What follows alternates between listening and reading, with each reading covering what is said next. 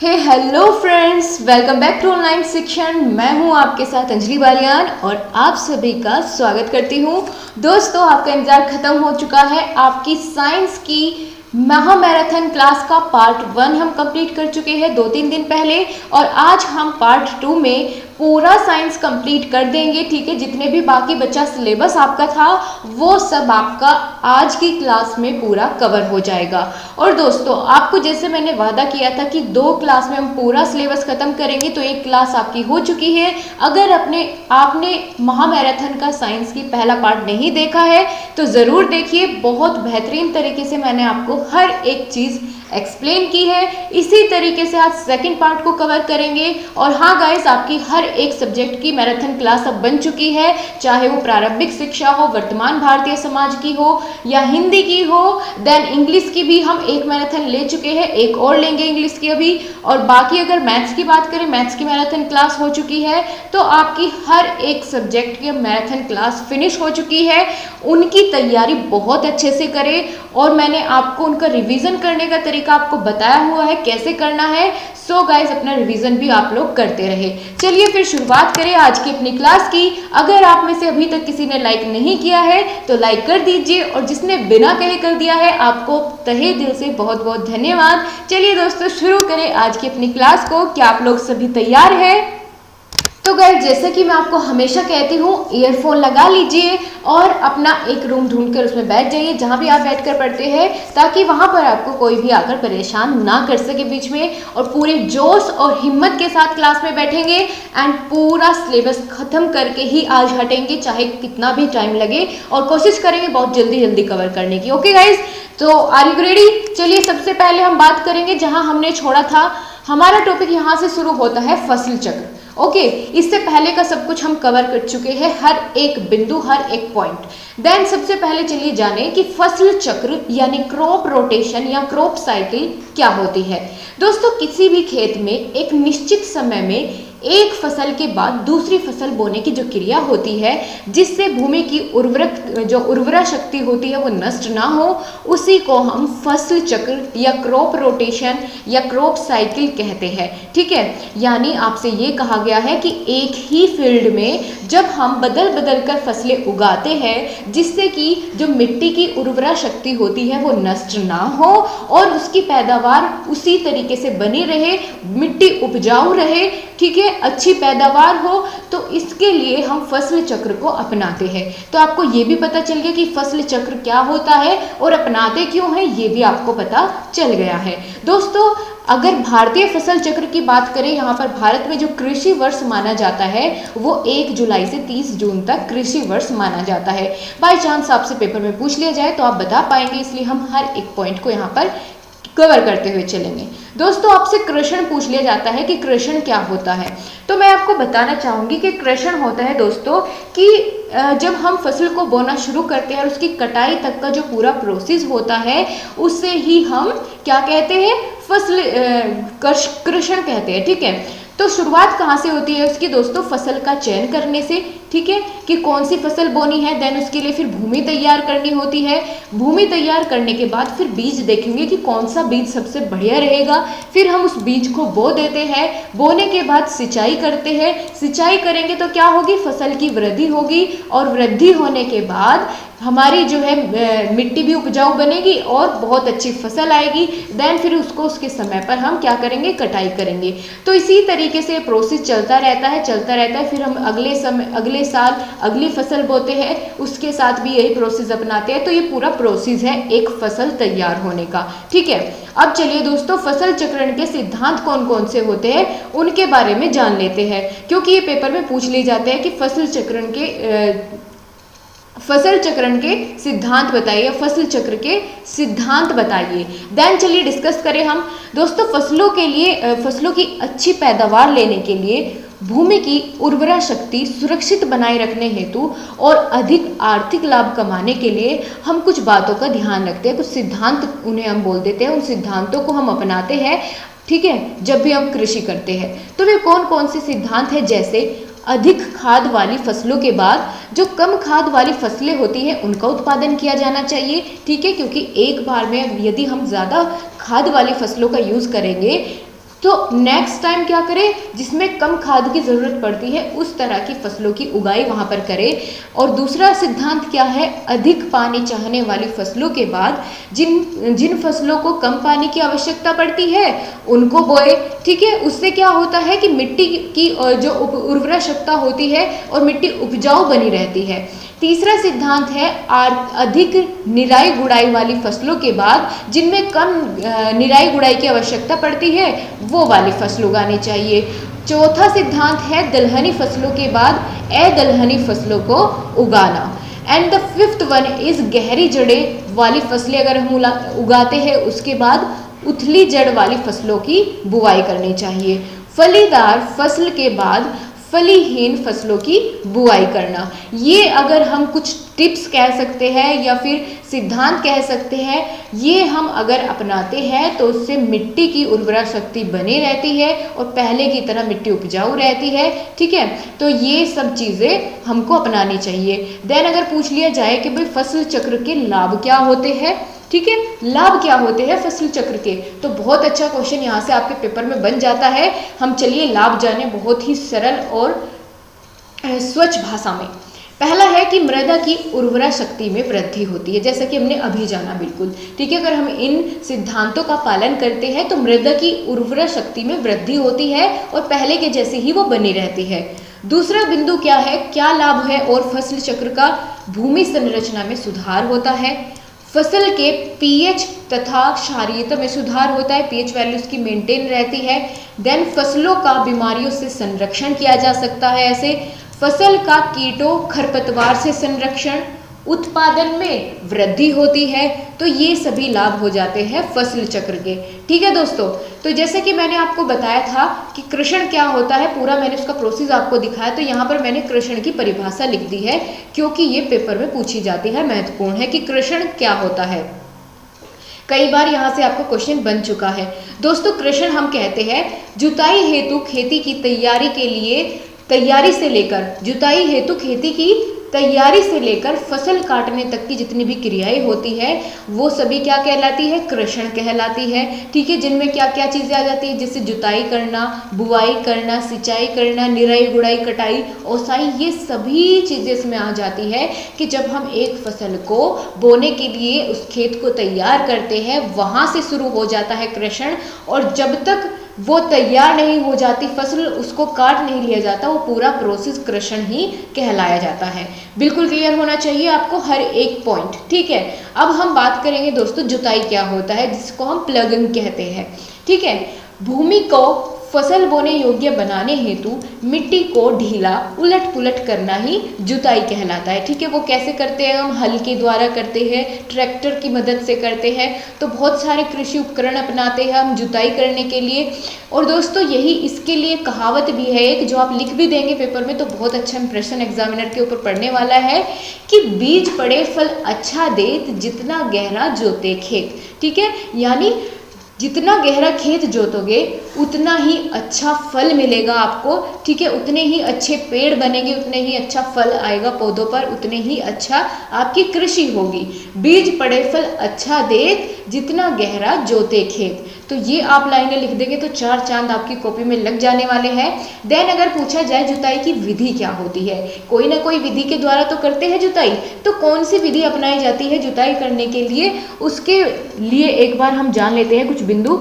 जैसे पहली बार खेत बाहर से भीतर की ओर जोते, जैसे एक फील्ड है, खेत है, ठीक है, तो पहली बार में क्या करना चाहिए कि बाहर से भीतर की ओर खेत की जुताई करनी चाहिए। इससे क्या होगा, मिट्टी जो सारी की सारी मिट्टी है वो अंदर की तरफ पलट जाएगी। फिर दूसरी बार में क्या करें, फिर अंदर से बाहर की तरफ खेत की जुताई करनी चाहिए, इससे मिट्टी बाहर की ओर पलट जाएगी। ठीक है, तो मिट्टी को उलटना पुलटना ही तो जुताई है, तो हम वही तो काम कर रहे हैं। एक बार अंदर की तरफ उलट दी मिट्टी और दूसरी बार किया बाहर की तरफ उल्टी मिट्टी।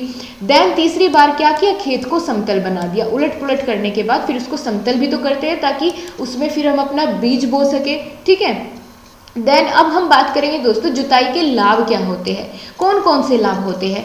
सबसे पहला मिट्टी भुरभुरी हो जाती है और उलट पुलट होने से बहुत अच्छी तरीके से मिश्रित हो जाती है। दूसरा नंबर क्या होगा कि खाद उर्वरक आसानी से एक समान मात्रा में पूरे खेत में मिल जाते हैं। तीसरा क्या है, भुरभुरी मिट्टी में क्या होता है, जड़ों की बहुत अच्छी वृद्धि होती है, जड़ें मिट्टी को बहुत अच्छी तरीके से पकड़ लेती है भुरभुरी मिट्टी में, ठीक है। और जुताई सूक्ष्म जीवों तथा केंचुओं के वृद्धि में भी सहायक होती है। और केंचुए दोस्तों बहुत ही ज़रूरी होती है खेती के लिए, क्योंकि ये बहुत ज़्यादा बेनिफिशियल होते हैं सभी खेती के लिए, ठीक है, केंचुए। और ये मरने के बाद भी ह्यूमस बन जाते हैं केंचुए। अब आगे अगर बात करें, हमने जुताई की बात कर ली, दूसरी चीज़ क्या आ जाती है, बुआई। बुआई को हम कहते हैं सोइंग।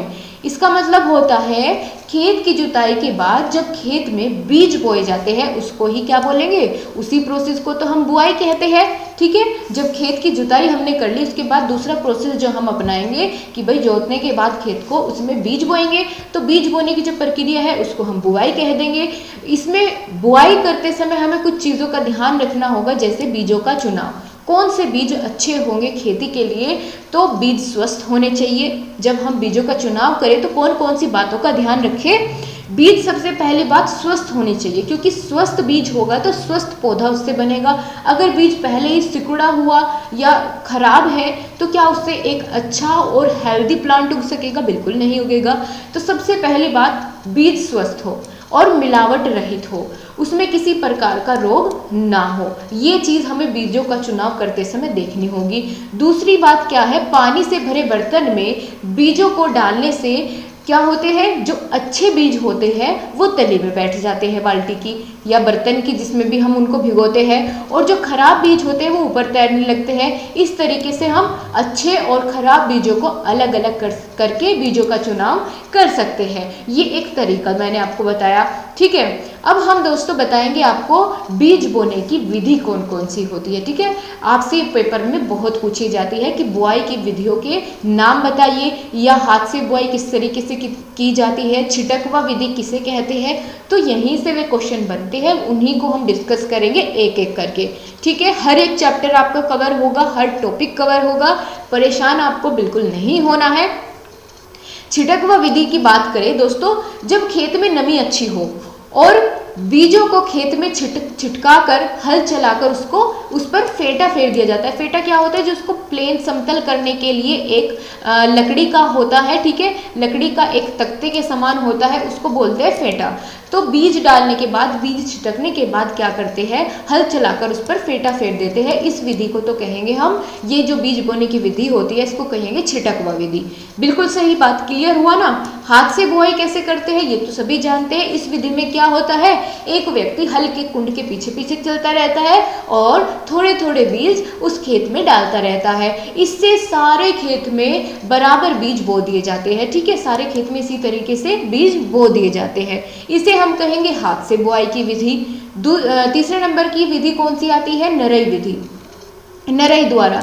इससे क्या होता है, जो देसी सीड ड्रिल होता है उसकी सहायता से बीज जो है वो भूमि में 5 से 8 सेंटीमीटर की गहराई तक गिराया जाता है, और साथ ही मिट्टी को भी यह जो मशीन होती है सीड ड्रिल, ये ढकती हुई चली जाती है मिट्टी को, ठीक है। उससे क्या होता है, साथ साथ में क्या हुआ, मिट्टी ने बीज को ढक भी दिया, प्लेन भी हो गया खेत और बुआई भी हो गई। अब सीड ड्रिल की अगर बात करें, ये क्या होता है, यह ट्रैक्टर की सहायता से मशीन चलाई जाती है जिसका नाम हम बता रहे हैं आपको सीड ड्रिल, ठीक है। ट्रैक्टर की सहायता से इसको चलाया जाता है। बीज रखने के लिए इसमें एक बॉक्स बना होता है, और इस बॉक्स में ट्यूब द्वारा एक एक करके उचित दूरी पर जो बीज होते हैं वो गिरते, अपने आप गिरते चले जाते हैं। उसमें किसी को अलग से कुछ भी करने की ज़रूरत नहीं पड़ती है, मशीन होती है एक, ठीक है, एक कृषि उपकरण है जिसके द्वारा बुआई की जाती है।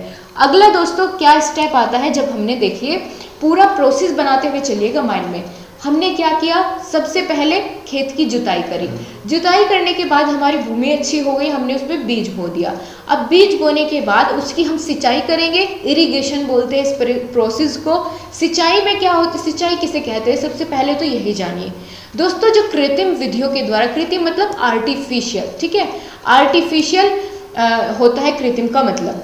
कृत्रिम विधियों द्वारा जब हम फसलों की वृद्धि और उसकी उपज बढ़ाने के लिए जो वहाँ पर जल का प्रयोग करते हैं, ठीक है, जल का जो प्रयोग उसमें करते हैं उसे ही हम क्या कहते हैं, सिंचाई कहते हैं। और उद्देश्य क्या होता है सिंचाई करने का? सबसे पहला उद्देश्य तो यही है कि फसल उत्पादन में अधिक से अधिक वृद्धि हो और फसल में भी वृद्धि हो, ठीक है, उत्पादन में तो हो और उसकी फसल में भी हो। देन तीसरा क्या है, मिट्टी की उर्वरा शक्ति बढ़ाने के लिए भी सिंचाई की जाती है। तो ये सभी कुछ उद्देश्य होते हैं सिंचाई करने के। लेकिन अगर पूछ लिया जाए पेपर में कि महत्व और लाभ बताइए सिंचाई के, तो हम सब क्या बताएंगे कि भाई पौधों को खाद्य पदार्थ और खनिज लवण कहाँ से मिलता है? पानी से ही तो प्राप्त होता है, तो इसीलिए उनको पानी दिया जाता है, ठीक है। और मृदा की नमी को बरकरार रखने के लिए जंगली घास कम उगती है यदि हम समय समय पर सिंचाई करते रहते हैं जब भी ज़रूरत पड़े। और धूल से होने वाले प्रदूषण पर भी नियंत्रण इससे हो जाता है। ये सभी क्या है, सिंचाई के लाभ है। दोस्तों सिंचाई करने की भी कुछ मुख्य विधियाँ होती है, उनके बारे में भी चलिए हम जान लेते हैं। कौन कौन सी विधि है सिंचाई की? तो यहाँ आप देखेंगे कि 6 विधि होती है सिंचाई की। 6 के बारे में बात करेंगे। पहली है प्रवाह विधि, ठीक है, प्रवाह विधि। दूसरी हो जाती है क्यारी विधि एंड थर्ड वन इज कुंड विधि। चौथी होती है द्रोणी एवं वलय विधि और छिड़काव विधि। छठी होती है ड्रिप विधि। तो इन सब विधियों से हम क्या कर सकते हैं, सिंचाई कर सकते हैं। आपको इनके नाम याद रखना ज़्यादा ज़रूरी है, ठीक है, नाम आपको बिल्कुल याद होने चाहिए। सो गाइज, आपने इरिगेशन करने की यानी सिंचाई करने की विधियों के बारे में जान लिया है। अब हम क्या बात करेंगे, अब हम दोस्तों मुख्य जो भी कृषि के यंत्र हैं उनके बारे में जानेंगे, ठीक है। एग्रीकल्चरल इंस्ट्रूमेंट जो होते हैं उनके बारे में बात करेंगे। दोस्तों अभी एक वर्ड का यूज़ हमने किया था जब हमने जाना था बुआई करते समय, पटेला वर्ड का यूज़ करा था हमने, ठीक है। तो उसके बारे में सबसे पहले जानेंगे ये क्या होता है। मैंने आपको वहाँ भी थोड़ा सा हिंट इसके बारे में दे दिया था, अब थोड़ा सा एक्सप्लेन कर लेते हैं। दोस्तों लकड़ी का एक समतल तख्ते से बना हुआ, दोनों किनारों के पास इसके एक कुंडी लगी होती है और मिट्टी को भुरभुरी करने के बाद भूमि समतलीकरण करने में ये प्रयुक्त किया जाता है, इसका यूज़ किया जाता है। और जो बीजों की छिटकवा विधि होती है उसमें इसको यूज़ किया जाता है। आप यहाँ इमेज में देख सकते हैं, दिखने में कुछ इस प्रकार का होता है। क्या काम आता है? मिट्टी को समतल करने के लिए, ठीक है। जब मिट्टी को समतल करने की बारी आती है तो हम पटेला का यूज़ करते हैं, इसको पाटा भी कहते हैं, ठीक है। अगला जो यंत्र के बारे में जानेंगे हम, कृषि उपकरण के बारे में जानेंगे, वह है बखर। ये क्या होता है? ये दोस्तों 50 से 65 सेंटीमीटर लंबी लोहे की चौड़ी पट्टी होती है। उससे क्या होता है, भूमि समतलीकरण में प्रयुक्त होता है ये भी बखर भी। और घास काटने में, मिट्टी को पलटने में भी इसका यूज़ किया जाता है, ठीक है। आपको पता चल गया दोस्तों, क्वेश्चन ऐसे भी बन जाता है आपके पेपर में। वेरी शॉर्ट में अगर बात करें तो इस तरीके से पूछा जा सकता है कि किन्हीं भी 4 प्रमुख कृषि उपकरणों के नाम बताइए। तो आपको नाम तो ध्यान रखना ही है, नाम तो 4 के याद रखने आपको ज़रूरी है। उसके बाद ये एक बार आप इनका माइंडसेट से थोड़ा सा बना लीजिए, इमेज अपने माइंड में बना लीजिए कि किसका क्या काम है। अगर आए तो आप उनको बहुत आसानी से बता पाए, ठीक है। तीसरा उपकरण क्या है? रेक। यहाँ आप देख सकते हैं इसको, यहाँ इमेज में आप देख सकते हैं, ये है क्या है? रेक। जुताई के समय जो निकली हुई घास होती है उसको एकत्र करने में इसका काम किया जाता है, ठीक है। इस काम के लिए इसको यूज़ किया जाता है रेक को। मिट्टी के समतलीकरण में जो झुके हुए दांत होते हैं, ये इसमें एक क्या होता है, एक तख्ते पर झुके हुए दांत लगे होते हैं और एक बांस का डंडा लगा होता है ऐसे, ठीक है। ये दांत लगे होते हैं, इनकी मदद से क्या करते हैं, जो कटी हुई घास होती है उसको इकट्ठा करने में ये मदद करता है। चौथा उपकरण आ जाता है देसी हल। देसी हल एक साधारण हल है और 7 से 10 सेंटीमीटर गहराई तक मिट्टी को भेदता है। लकड़ी का बना होता है ये, इसका हत्था, ठीक है। और बैलों द्वारा इसको खींचा जाता है। जो पुराने ज़माने के हल होते थे, आपने अगर देखा भी हो तो वही होते थे देसी हल, ठीक है, जिनमें बैलों की आवश्यकता पड़ती थी। आगे बात करें मेस्टन हल, ये जो है उन्नतशील हल है, मतलब नए जमाने का है, उन्नतशील हल है, वर्तमान में अत्यधिक प्रयुक्त और मिट्टी पलटने के का कार्य करता है। ऊपर की मिट्टी को नीचे और नीचे की मिट्टी को ऊपर पलटने का कार्य ये मेस्टन हल करता है। उन्नतशील हल है, वर्तमान में अत्यधिक प्रयुक्त किया जाता है। अगला क्या है, फावड़ा। इसके बारे में सब लोग जानते होंगे, ठीक है। फावड़ा, इसमें एक लकड़ी का हत्था लगा होता है और ये लोहे का बना होता है। इसका एक किनारा पतला और धारदार होता है, ठीक है, जिसे मिट्टी को काटने और उठाने में यूज किया जाता है। उसे हम क्या कहते हैं, फावड़ा कहते हैं। सातवां जो हमारा उपकरण होगा मिट्टी कृषि का, उसे हम क्या कहेंगे, ट्रैक्टर। ट्रैक्टर के बारे में हर कोई जानता है, आधुनिक डीजल चालित यंत्र है।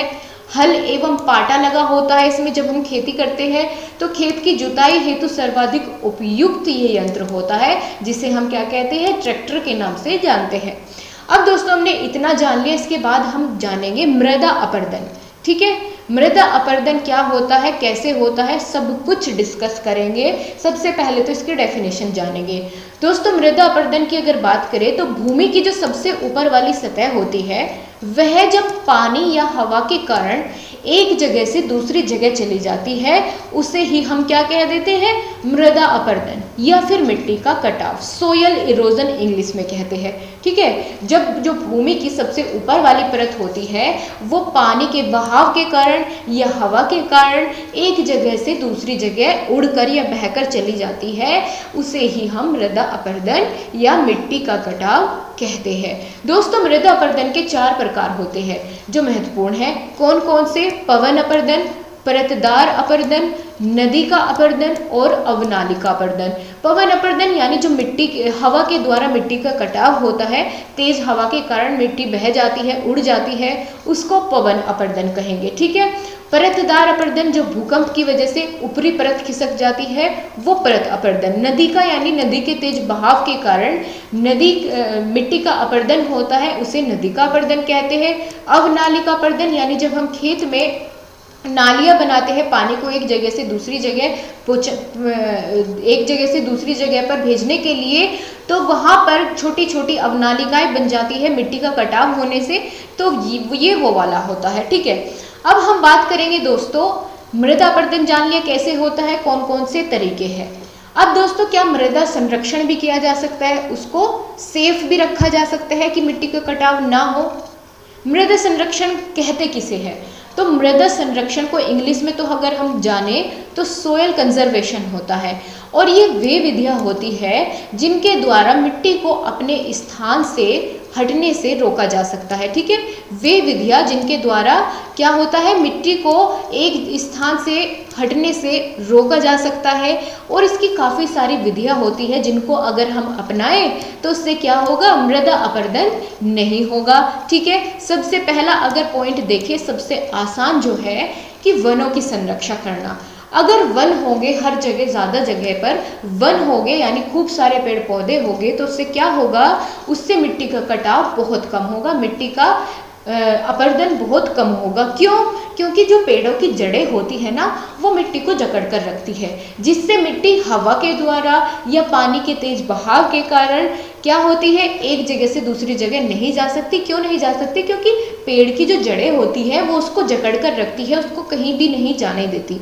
तो वनों की रक्षा करेंगे हम, खूब सारे पेड़ लगाएंगे तो मिट्टी का कटाव होने से बच सकता है।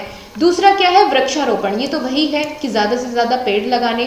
तीसरा क्या है, बंद बनाना, कि जहाँ आपको लगता है कि यहाँ पर पानी तेज बहाव के साथ आ सकता है वहाँ पर बंद बना दीजिए। बाढ़ का नियंत्रण करना, पुल बनाकर या कैसे भी, और अत्यधिक चराई पर रोक लगाना, क्योंकि दोस्तों जो बड़े बड़े मैदान होते हैं वहाँ पर जो छोटी छोटी घास उगी होती है उस पर यदि चराई हो ज़्यादा, तो ज़्यादा चराई होने से क्या होता है, वहाँ की मिट्टी भी अपरदन होने लगती है, एक जगह से दूसरी जगह हवा के द्वारा या पानी के द्वारा ट्रांसफर होने लगती है।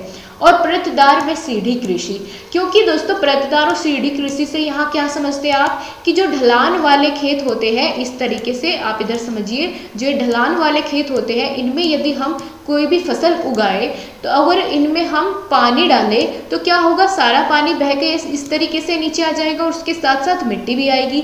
लेकिन इस चीज़ को रोकने के लिए क्या किया जा सकता है कि सीढ़ीदार कृषि या पट्टीदार कृषि को अपनाया जा सकता है। इस तरीके से हम सीढ़ियों के जैसी एक संरचना बना सकते हैं उस खेत की, जिससे यदि मिट्टी थोड़ी बहुत कटाव भी हो मिट्टी का तो वो दूसरी सीढ़ी पर या दूसरी परत पर उसका रुक जाए, मिट्टी का कटाव बहुत कम से कम हो। उसकी रोकथाम के लिए हम ये अपना सकते हैं ये विधियाँ। ठीक है, आपका ये चैप्टर बिल्कुल यहाँ पर हो जाता है फिनिश। अगर दोस्तों आपको क्लास पसंद आ रही है तो लाइक ज़रूर कर दीजिए और एक बार अपने सभी फ्रेंड्स के पास शेयर ज़रूर कर दीजिए ताकि हर किसी को इसका लाभ मिल सके। और राइट गाइस, चलिए अगले चैप्टर की शुरुआत करेंगे।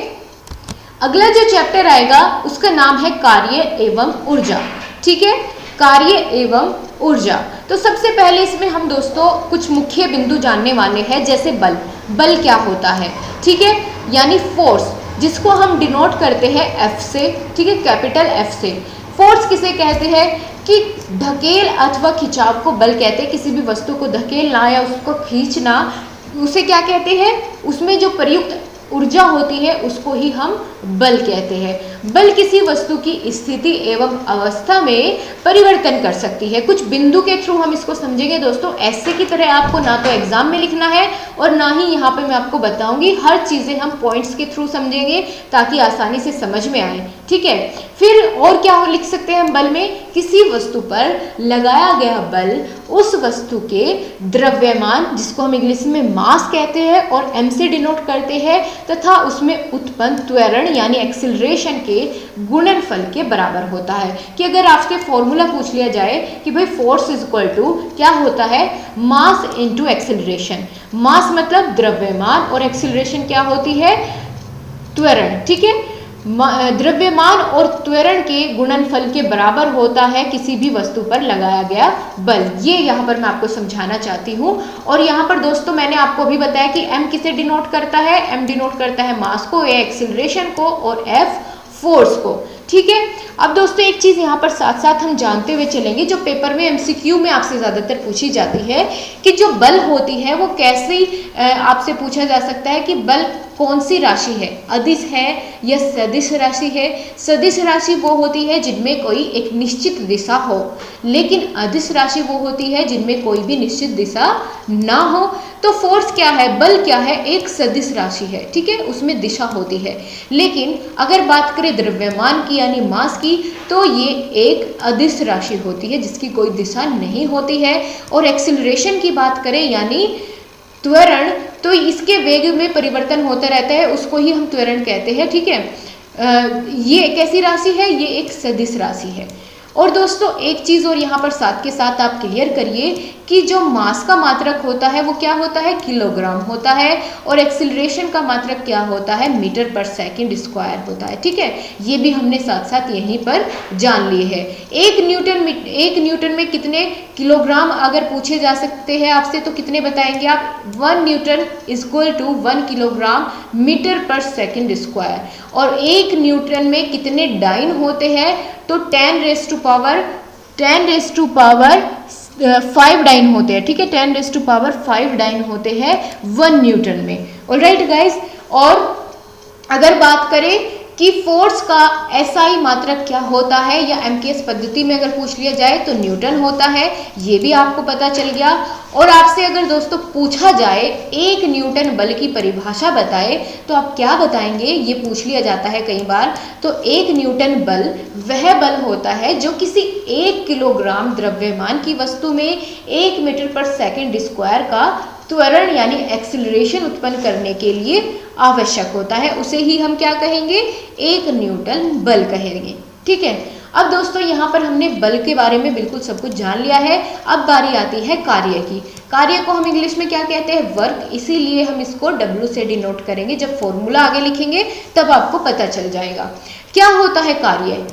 किया गया कार्य बल तथा बल की दिशा में उत्पन्न जो विस्थापन हुआ है उसके गुणनफल के बराबर होता है। कार्य किसके बराबर होता है, कार्य जो है वो बराबर होता है विस्थापन के, और गुणनफल विस्थापन और बल के गुणनफल के बराबर होता है कार्य। ठीक है, कार्य क्या होता है, बल और विस्थापन के गुणनफल के बराबर होता है। आप यहाँ पर देख सकते हैं। यहाँ पर दोस्तों अगर बात करें विस्थापन कैसी राशि है तो ये एक सदिश राशि होती है। ठीक है, यहाँ पर मैंने आपको बताया गया है कि जो विस्थापन होता है वो एक सदिश राशि होती है। ठीक है, तो कार्य का फॉर्मूला क्या होगा, work is equal to F into S होगा। ठीक है, और दोस्तों यहाँ पर जो मैं आपको बता रही हूँ कि SI यूनिट कितनी होगी, MKS कितनी होगी, तो SI की यदि आपसे फुल फॉर्म पूछ ली जाती है MCQ में कि भाई ये बताइए SI का प्रयोग तो आप कर रहे हैं, आपको पता होना चाहिए उसकी फुल फॉर्म क्या है। तो SI का मतलब होता है दोस्तों सिस्टम इंटरनेशनल, और MKS जो पद्धति होती है मापन की, उसकी क्या फुल फॉर्म है, M से मीटर, K से किलोग्राम और S से क्या होती है, सेकंड। तो ये यहाँ पर मैंने नोट कर दी है, आपको याद रहे ताकि। ठीक है, तो मैंने आपको बता दिया है कि जो कार्य की SI यूनिट होती है वो क्या होती है, जूल होती है। पूछा जाता है आपसे 1 जूल कितने न्यूटन मीटर के बराबर होता है, तो 1 जूल 1 न्यूटन मीटर के बराबर होता है। और अर्घ कितने होते हैं, 1 जूल में 10 की पावर 7 अर्घ होते हैं। 1 जूल की परिभाषा बताइए। 1 जूल की क्या परिभाषा होती है, यदि किसी वस्तु पर 1 न्यूटन बल लगाने पर वस्तु का बल की दिशा में विस्थापन हो जाए 1 मीटर, तो किया गया कार्य कितना होगा, 1 जूल होगा। तो आपको पता चल गया कि 1 जूल किसे कहते हैं, क्या परिभाषा इसकी हम देंगे वो आपको मैंने यहाँ पर एक्सप्लेन कर दी है। अब दोस्तों बात आती है शक्ति की। कार्य और बल के बारे में हमने बात कर ली है, अब हम बात करेंगे शक्ति यानी पावर। क्या होती है शक्ति, कार्य करने की क्षमता को ही हम शक्ति कहते हैं। फॉर्मूला क्या होगा, P is equal to F into V। ठीक है, V मतलब वेलोसिटी, F से क्या होगा, फोर्स यानी बल, और P से क्या होगा, पावर है ही। ये मैंने यहाँ पर लिख भी दिया है। P से आप क्या समझते हैं, शक्ति यानी पावर, F से फोर्स यानी बल, V से वेलोसिटी यानी वेग। ठीक है, अब यहाँ पर दोस्तों अगर पूछ लिया जाए 1 वोल्ट में कितने जूल सेकंड होते हैं, तो 1 जूल, और उसमें 1 वोल्ट में ही 1 न्यूटन मीटर पर सेकंड भी होते हैं। ठीक है, तो यहाँ पर दोस्तों अब हम देखने वाले हैं कि मशीन की शक्ति कितनी होती है। ठीक है, अश्व शक्ति की अगर बात करें 1 HP में कितनी शक्ति होती है, HP से क्या समझे, HP डिनोट करता है दोस्तों हॉर्स पावर को। 1 हॉर्स पावर कितने वॉट के बराबर होती है, यहाँ से बहुत बढ़िया क्वेश्चन आपके पेपर में बनता है। 1 horse power is equal to 746 watt. 1 horse power बराबर होती है 746 वोट के। और 1 किलो वोट घंटा अगर पूछ लिया जाए तो 3.6 इंटू 10⁻⁶ जूल के ये बराबर होती है। क्लियर हुआ इतना। अब हम दोस्तों जानने वाले हैं कि शक्ति के मात्रक कौन कौन से होते हैं, तो हम इसको वोट में भी माप सकते हैं, किलो वोट, मेगा वोट, अश्व शक्ति में भी हम इसको माप सकते हैं।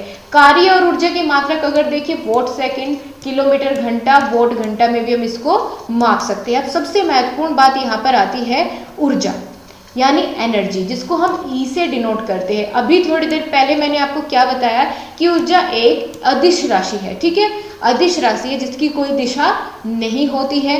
तो चलिए सबसे पहले ऊर्जा जानते हैं किसे कहेंगे। किसी वस्तु के कार्य करने की जो क्षमता होती है उसे हम क्या कहेंगे, उसे हम ऊर्जा कहेंगे। ठीक है, जो कार्य करने की क्षमता होती है उसी को ऊर्जा कहते हैं। प्रत्येक कार्य को करने वाली वस्तु में कुछ न कुछ ऊर्जा की आवश्यकता जरूर पड़ती है, और ऊर्जा का मात्रक क्या होता है, जूल होता है। ये भी आपको ध्यान रखना है, पूछा जाता है ऊर्जा का मात्रक क्या होता है, तो जूल होता है, जिसको हम जे से डिनोट करते हैं। दोस्तों एक महत्वपूर्ण बात यहाँ पर जो निकल कर आती है वो ये है कि आइंस्टाइन की जो समीकरण दिया, आइंस्टाइन ने एक इक्वेशन दी थी, वो कौन सी है। ठीक है, उसको हम द्रव्यमान ऊर्जा समीकरण के नाम से जानते हैं। तो क्या थी वो इक्वेशन, वो इक्वेशन थी दोस्तों जो आइंस्टाइन के द्वारा दी गई, बहुत फेमस हुई, E इक्वल टू mc²। ठीक है, E equal to mc²। E से क्या डिनोट करेगा, एनर्जी, M से डिनोट करेगा मास, और C से प्रकाश की चाल। ठीक है, प्रकाश की चाल कितनी होती है, 3 इंटू 10⁸ मीटर पर सेकंड होती है। तो ऊर्जा के बारे में आपने सब चीज़ जान ली, ऊर्जा किसे कहते हैं और ऊर्जा किस लिए आवश्यक होती है, ऊर्जा की SI यूनिट क्या होती है, और ऊर्जा का समीकरण क्या था जो आइंस्टाइन ने दिया था। आपको ध्यान रखना है इक्वल टू mc², फॉर्मूला किसने दिया, आइंस्टाइन ने दिया था। अब दोस्तों हम देखने वाले हैं ऊर्जा के कौन कौन से रूप होते हैं। ठीक है, तो दोस्तों ऊर्जा के मुख्य रूप से जो रूप होते हैं उनकी अगर बात करें कौन कौन से आएंगे, सबसे पहले होती है यांत्रिक ऊर्जा यानी मैकेनिकल एनर्जी। मैकेनिकल एनर्जी को क्या कौन सी होती है मैकेनिकल एनर्जी, उसके बारे में जानने से पहले आपको मैं बताना चाहूँगी कि यांत्रिक ऊर्जा को हम दो भागों में विभाजित कर सकते हैं। पहली गतिज ऊर्जा और दूसरी होती है स्थिज ऊर्जा। ठीक है, गतिज ऊर्जा और स्थिज ऊर्जा। अब चलिए जाने यांत्रिक ऊर्जा कौन सी होती है। किसी वस्तु में केवल यांत्रिक कारणों से कार्य करने की जो क्षमता उत्पन्न होती है, ठीक है, यांत्रिक कारणों से उत्पन्न होने वाली जो क्षमता होती है उसे हम यांत्रिक ऊर्जा कहते हैं। ठीक है, वही यांत्रिक ऊर्जा कहलाती है। उपयोग कहाँ कहाँ होता है इसका, कहाँ कहाँ उपयोग करते हैं हम यांत्रिक ऊर्जा का, तो किसी वस्तु को कार्यशील या गतिशील व स्थिर करने में, चलने उठने बैठने में, मानव की स्थिज व गतिज दोनों वाहन में, ठीक है, वाहनों में, वायुयान में, क्रेन आदि चलाने में हम किसका प्रयोग करते हैं, तो यांत्रिक ऊर्जा का यानी मैकेनिकल एनर्जी का यूज करते हैं हम इन सभी कार्यों को करने के लिए। अब दोस्तों जैसे मैंने आपको यहाँ पर बताया कि यांत्रिक ऊर्जा दो भागों में विभाजित है, गतिज और स्थिज। अब चलिए जाने गतिज ऊर्जा क्या होती है। ठीक है, यहाँ से दोस्तों आपसे फॉर्मूला बन जाता है, पूछ लिया जाता है, तो वही जानने के लिए हम इसको भी जानेंगे। थोड़ा सा समय ज़्यादा लगेगा लेकिन चीज़ें क्लियर हो जाएगी। ओके, चलिए देखिए, गतिज ऊर्जा को हम क्या कहेंगे, काइनेटिक एनर्जी। क्या होती है ये, किसी वस्तु में गति के कारण जो कार्य करने की क्षमता उत्पन्न होती है, क्योंकि नाम ही गतिज ऊर्जा है तो गति वाली बात होगी कुछ ना कुछ, तो गति के कारण जो कार्य करने की क्षमता उत्पन्न होती है उसे ही हम क्या कहते हैं, गतिज ऊर्जा कहते हैं। यदि m यानी द्रव्यमान की वस्तु v यानी वेग से चल रही है, m द्रव्यमान की वस्तु v वेग से चल रही हो, तो इसका फॉर्मूला क्या बन जाएगा काइनेटिक एनर्जी का, तो kinetic energy is equal to half mv²। ठीक है, ऊर्जा का मात्रक क्या होता है, जूल होता है। ये मैंने आपको अभी थोड़ी देर पहले बताया था। क्लियर हो गया इतनी सभी चीजें। ठीक है, तो यहाँ पर दोस्तों अब दूसरा पॉइंट इसका क्या था, स्थिज ऊर्जा।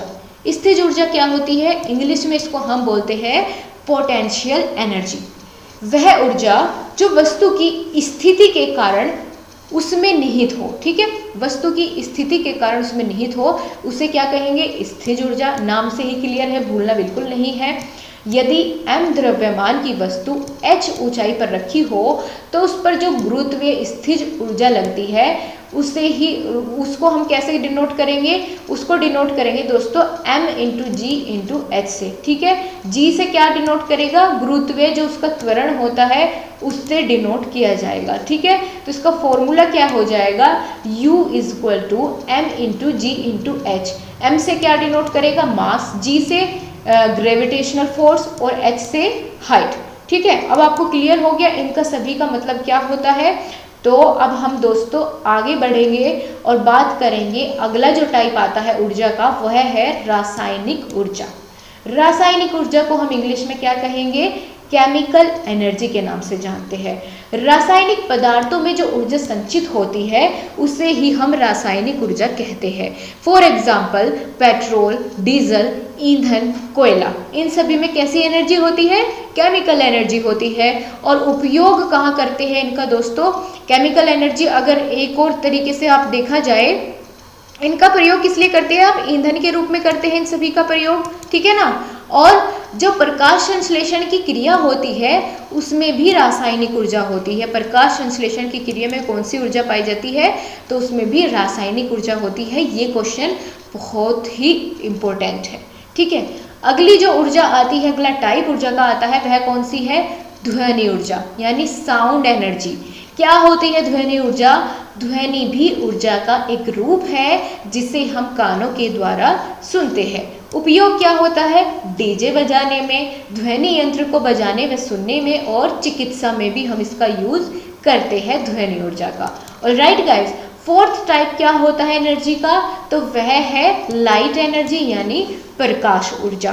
प्रकाश ऊर्जा दोस्तों दृष्टि के संवेदन का कारण होती है, ठीक है, क्योंकि लाइट नहीं होगी तो आप देख कैसे पाएंगे। तो दृष्टि के संवेदन का कारण ही प्रकाशीय ऊर्जा होती है। स्रोत क्या क्या होते हैं प्रकाश के, तो वह होते हैं बल्ब, मोमबत्ती, सूर्य, लैंप आदि। सूर्य की अगर बात करें तो ये संपूर्ण ऊर्जा का स्रोत है। जितनी भी ऊर्जा ब्रह्मांड में है उसकी ऊर्जा का स्रोत कौन है, सूर्य है, ठीक है। और उपयोग कहाँ होता है इसका, एनर्जी का, लाइट एनर्जी का, तो विद्युत के उत्पादन में होता है। सूर्य से जो प्राप्त होता है प्रकाश, उसको सोलर पैनल के द्वारा हम सौर प्रकाश को या प्रकाशीय ऊर्जा को विद्युत ऊर्जा में कन्वर्ट कर देते हैं, ठीक है, विद्युत ऊर्जा में बदला जाता है। सोलर पैनल के द्वारा सौर्य ऊर्जा को या प्रकाश ऊर्जा को विद्युत ऊर्जा में बदला जाता है। अगला जो टाइप आता है एनर्जी का वह है विद्युत ऊर्जा यानी इलेक्ट्रिकल एनर्जी। इलेक्ट्रिकल एनर्जी क्या होता है, किसी निश्चित समय में विद्युत धारा द्वारा किए गए कार्य की जो मात्रा होती है उसे ही हम विद्युत ऊर्जा कहते हैं। एक बार और सभी बहुत ध्यान से सुनेंगे, किसी निश्चित समय में विद्युत धारा द्वारा किए गए कार्य की मात्रा विद्युत ऊर्जा कहलाती है।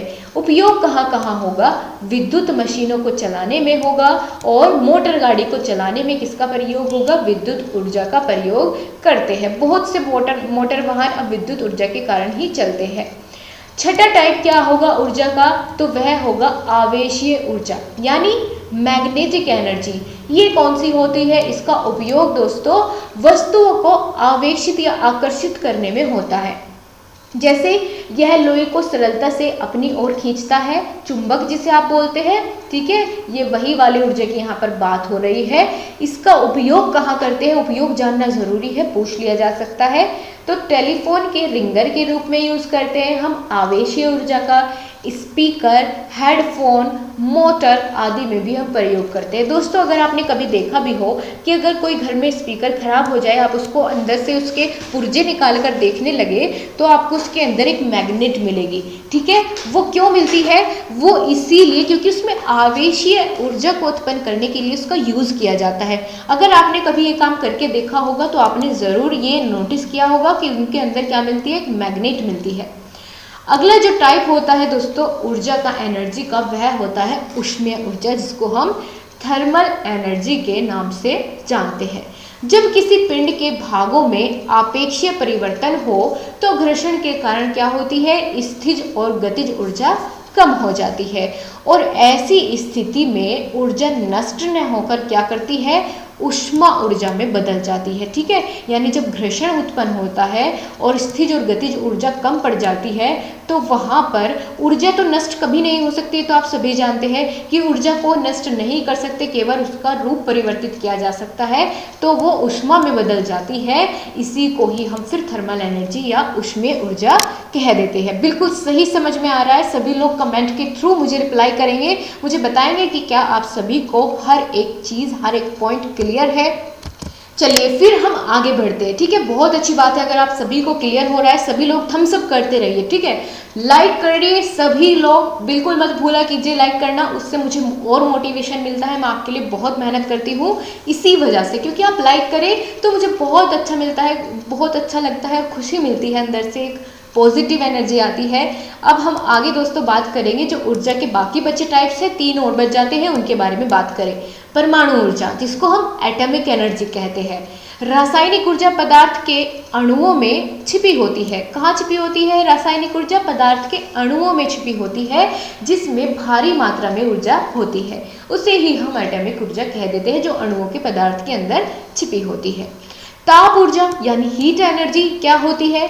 भाप की तापीय ऊर्जा का कारण ही जो भाप की तापीय ऊर्जा होती है उसके कारण ही क्या होता है, जो बीकर में यदि हम पानी गर्म करें तो पानी गर्म करने पर पानी के अणु गतिज ऊर्जा में आ जाते हैं, और पानी उबलने पर क्या होता है, फिर उसका जो ढक्कन होता है वो ऊपर नीचे उठने और गिरने लगता है। वो किस वजह से होता है? वो दोस्तों हीट एनर्जी की वजह से होता है। और लास्ट वन जो इसका टाइप बचता है वह है सौर ऊर्जा यानी सोलर एनर्जी।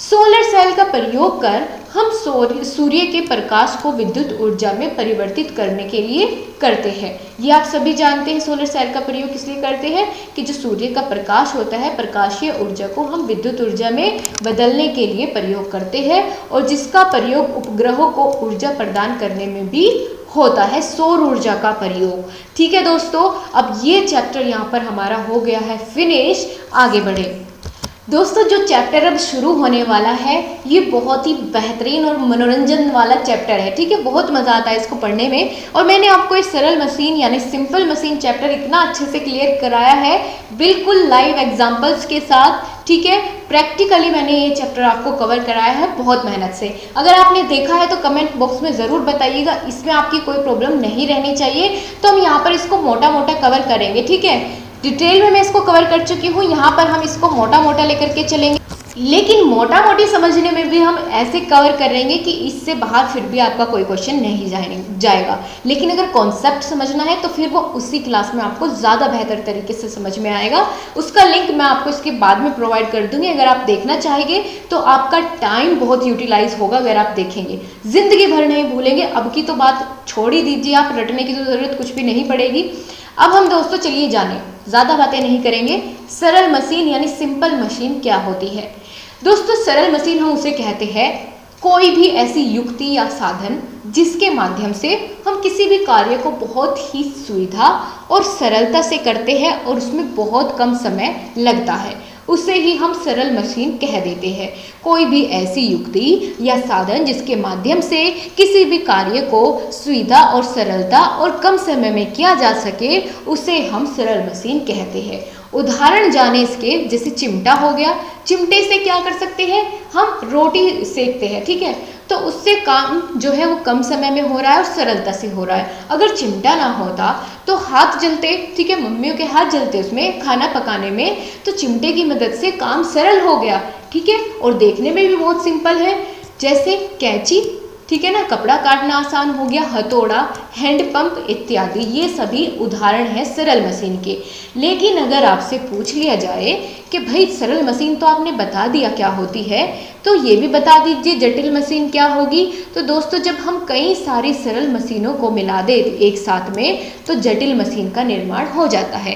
कि यदि छोटी छोटी जैसे सरल मशीनें होती है, उनको एक साथ मिलाने पर जटिल मशीन का निर्माण हो जाता है। उदाहरण कि बहुत सारी सरल मशीनों को मिलाकर एक जटिल मशीन बनाई जाए, जैसे कार, उसमें बहुत सारी सिंपल मशीन्स होती है और उन सबको मिलाकर के एक जटिल मशीन बना दी जाती है, जैसे साइकिल, ट्रक, ट्रैक्टर। ठीक है, ये सभी कैसी है, जटिल मशीन है। आटा चाकी, तो ये सभी सरल मशीनों को मिला करके बनाई गई जटिल मशीनें होती है। बहुत सारी जब हम सरल मशीनें एक साथ मिला दें तो जटिल मशीन का निर्माण हो जाता है। दोस्तों, अब हम जानेंगे सरल मशीनों के कौन कौन से प्रकार होते हैं और कितने होते हैं।